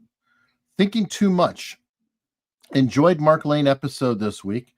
A remnant group of a cult figure named Branham still remains here in Indiana. He got Jones started on his own cult following, giving Jim a prophetic endorsement. Yeah, the book Raven, by the way, which is written by one of the survivor newsmen, reporters of Jonestown, goes into the early formation of Jones's career as a preacher in Indiana in immense detail, and his early childhood, using guns, torturing. Eric, he had pet monkeys that he poisoned to death as a kid, as a young, in his early 20s. He had pet monkeys that he killed. Right. Well, it's the Trinity. Wedding beds, bad things with animals, and setting fires.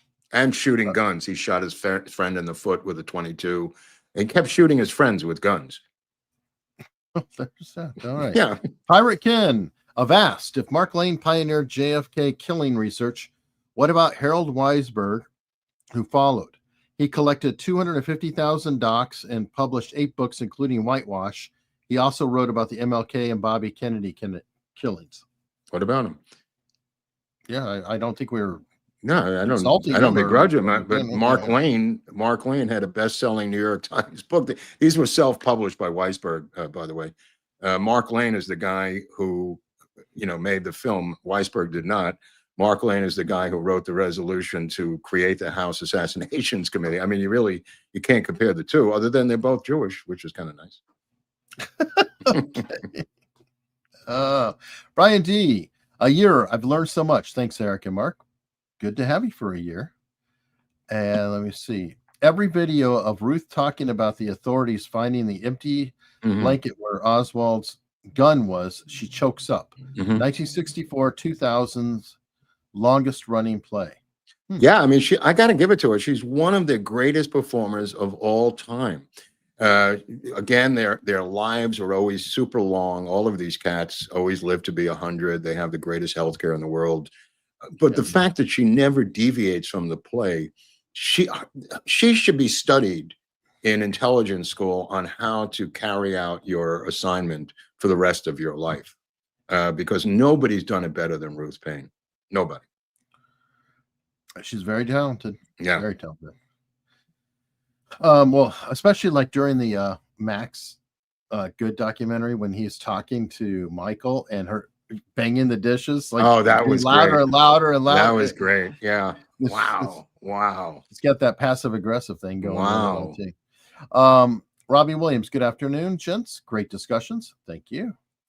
Atheist Miracle. Trump is destroying the economy, and Mark keeps telling us how good he is. You guys are like the people who told us Biden was not brain dead. What? When everything crashes, you guys will cheer against USA. What? This guy's out of his mind.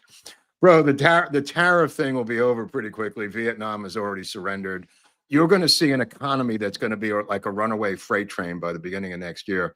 You're going to rue the day you ever made that statement. You're going to rue the day you ever voted for Biden. You're going to rue the day you ever came on the show, to be frank, because that's a completely deranged statement. They are bringing so many factories and so many car dealerships back here to the United States. I think Hyundai is going to open one, and a steel factory, Eric, down in Alabama and Mississippi and Florida are opening up new car. I think Volvo is now moving into the United States to create car production in the United States. They can't get here fast enough because of Trump's muscle hammering them to death. And the savings from shredding the Democratic secret slush fund of USAID may give us more money than we could ever find in 30 years of taxation. That incredible find will go down in American history as one of the greatest unveiling and revealing of a opposition slush fund in the history of American politics.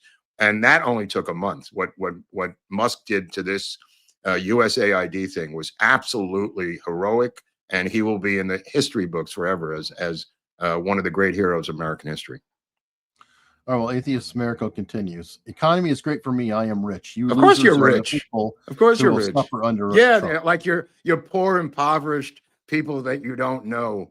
Yeah, you're rich. Of course you're rich. You just don't like his policies. As many people on the right have said, the wealthy celebrities, their lives don't change 1 inch when Trump became president. Didn't change 1 inch. They just don't like him. So that gets them into the tantrums that you saw the atheist reveal. But God bless him. He's rich off of Americans' sweat and labor. Well, I got to give him credit here. Yeah. Atheist Miracle. I can spend more, but that is how you become poor. Good one, Atheist Miracle. Good one. Touche. Good point. Good You point. are correct. You are correct, my friend. But we are here, and we will welcome all financial input when you tell us how crazy we are. No, I'm just going to answer. Look, I don't know what to say. There's still people. I mean, there's so many people who've come over and joined us, from RFK Jr. to Tulsi Gabbard, people, Elon Musk, who are all Democrats just like you, Atheist Miracle. You have nobody left. You're sitting in a room in your underwear with no friends anymore. Bill Maher is about to join us. Russell Brand has joined us. Like I said, Tulsi Gabbard, who was literally co-director of the DNC, has joined us. It's not Trump anymore, bro. You're living in 2017. All right. Hugo Scandrani. Were Boris and Natasha Bodanov involved in the That's funny. in the That's conspiracy? funny. Yeah. Were Rocky and Bullwinkle? Is it just a coincidence that the show was canceled around the time of the Warren Boris Commission? Badenoff, which was a takeoff on Goodenough, actually. That's where they got it. They reversed Goodenough to Badenoff.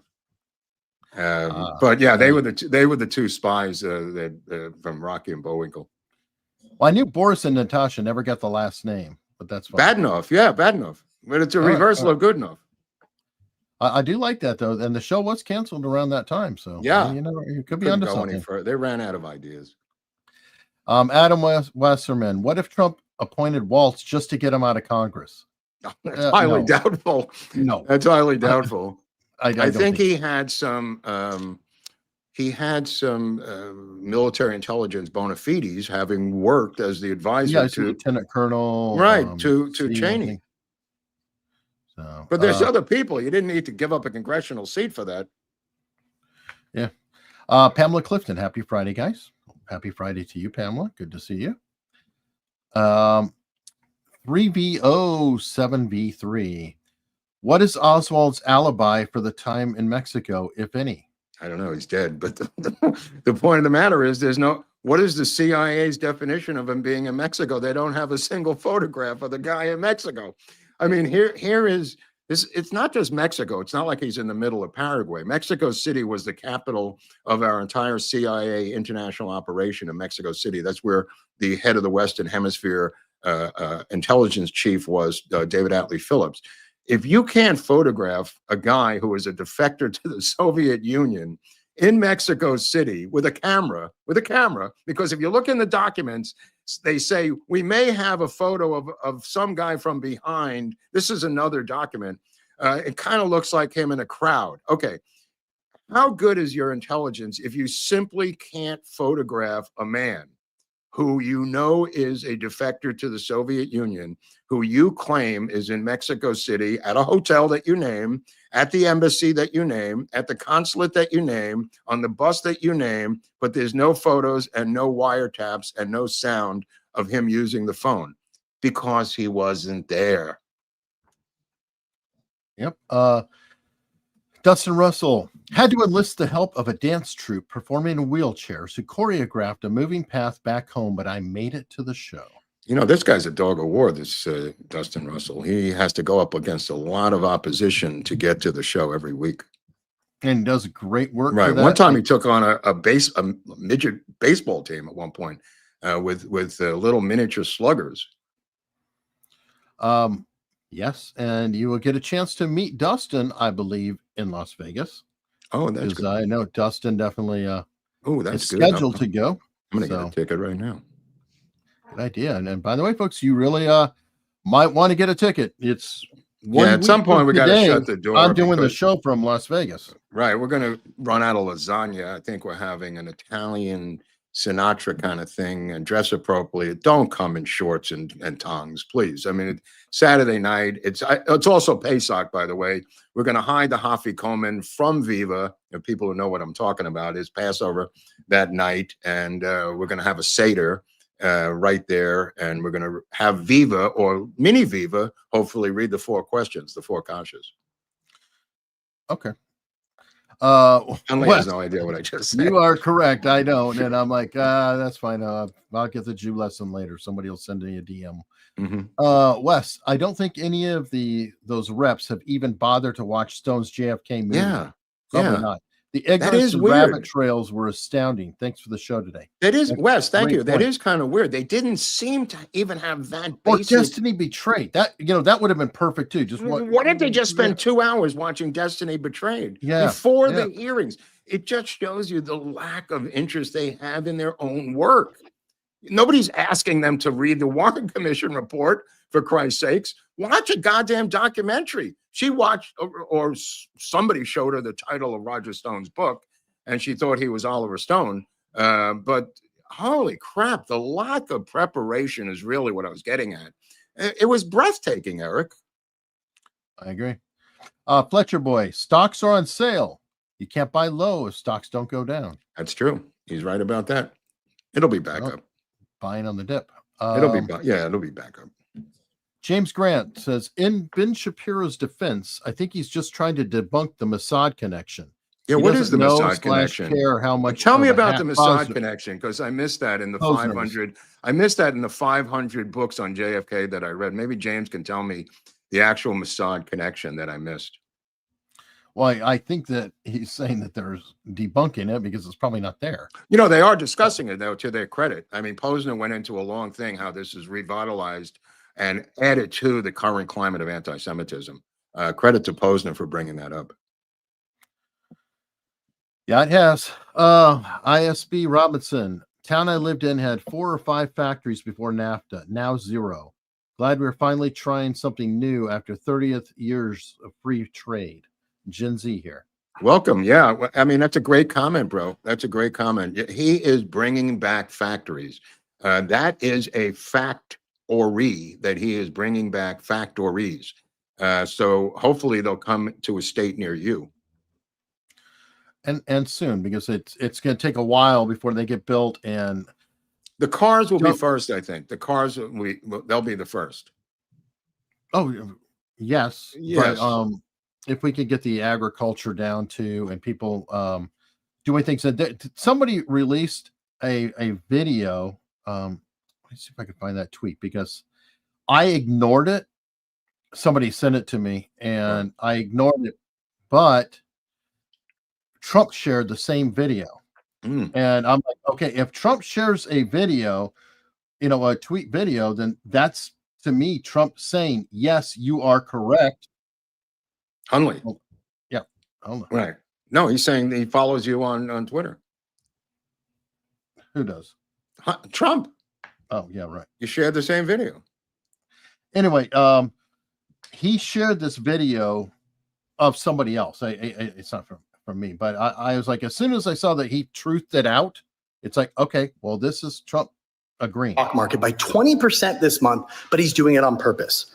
And this is why Warren Buffett just said Trump is making the best economic moves he's seen in over 50 years. Wow. Now, here's the secret game he's playing, and it could make you rich. So Wow. why is he doing this? To push cash into treasuries, which forces the Fed to slash interest rates in May. And Brilliant. those lower rates give the Fed the ability to refinance trillions of debt very inexpensively. It also weakens the dollar and drops mortgage rates. Now, it's a wild chess move, but it's working. Now, you're probably wondering, what about his tariffs? Well, I'll tell you, it's a genius play. It actually forces companies to build here to dodge them. It also forces farmers to sell more of their products here in the US to bring grocery prices way down. We've already seen this with eggs. Now, remember, 94% of all stocks are owned only by 8% of Americans. Yeah. So Trump, he's taking from the rich short term and handing it to the middle class through lower prices. Wow, that was cool. Anyway, like I said, I went looking for the Warren Buffett quote because somebody shared it to me. And the first thing I did was they go, okay, let me see if I can find where he said that. I couldn't find it, so I blew it off. But then I saw that Trump actually had shared that exact. Okay. Well, the TikTok sale is coming down too in a few weeks, Eric. This weekend. This weekend. Okay. Well, that's going to be think. interesting. That may generate quite a bit of money for extra little goodies. Yeah, we're going to see how that shakes out. I don't know how I've taken ownership of the guys on Two-Way. You said that they're my guys, but anyway. Who said that? Me? You did, yeah. Anyway, they were talking about. I watch it. Also. I know. I'm kidding. They're just a little too mainstream for me. I mean, the Democratic guy, and then what's his name is kind of a Bush guy, but he was a Trump guy. They just seem a little. Trump. He's pro-Trump, right? Yeah, he's Trump's press secretary. Right. Okay. Trump. And then Mark Halperin. I mean, I don't know what part of the deep state he lives in half the time, but his family. Well, Mark's a definite Democrat who worships Bill Clinton. Right. How many times does he circle back to? Well, you know who else was a genius on that? I got to check. Bill Clinton. He never tells you. He never tells you that his father was on the board of directors of the People's Temple of Jonestown, though, does he? No, I think he never brings that up. Or that his brother David was caught stealing files from Henry Kissinger's desk when before Watergate happened. That's true. That somehow didn't get featured on Two-Way. All right. So last story. I would ask him that if I was on Two-Way, by the way.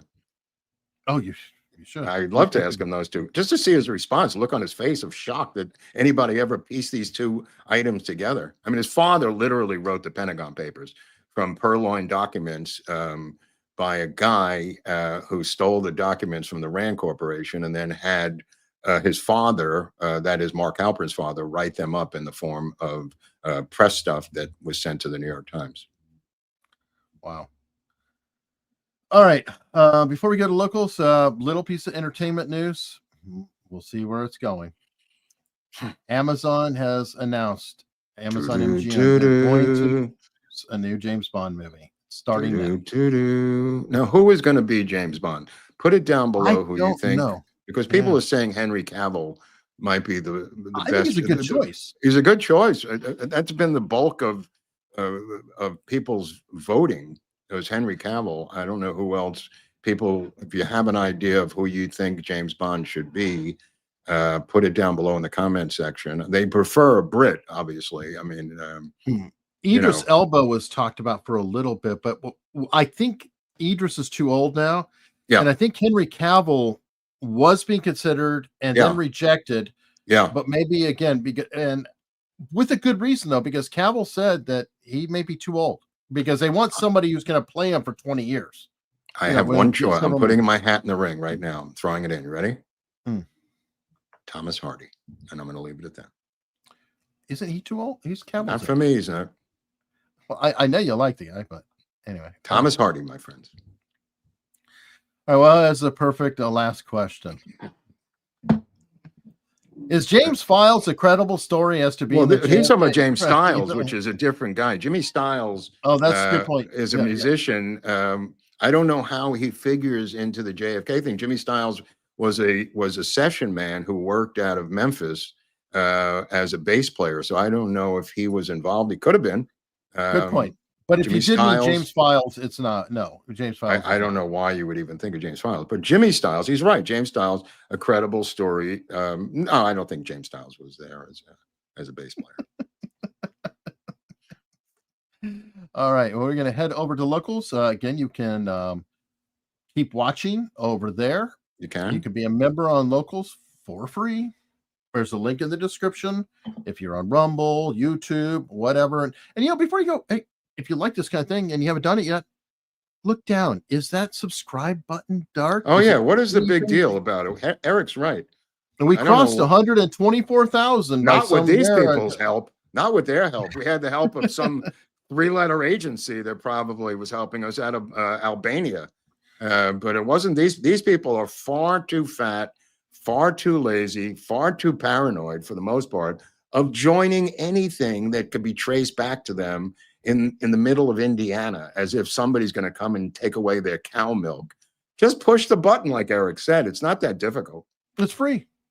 No, it's free. It's actually free. Yeah. It All right. won't harm you. Again, at some point, YouTube's going to give up crushing us and they're going to move on to someone else. So maybe there'll be a flood of subscribers that comes out. And you I could remember be when, the first in the first 125,000. Maybe we'll remember get to, when Twitter was released and the numbers started to go up and people were like, holy crap, all of a sudden I got 500,000 subscribers. yeah, and then they started to dump the bots, and then Yeah, they kept it went the having other way. The corrections. Yeah. Either way, good times ahead. We'll see you over on locals.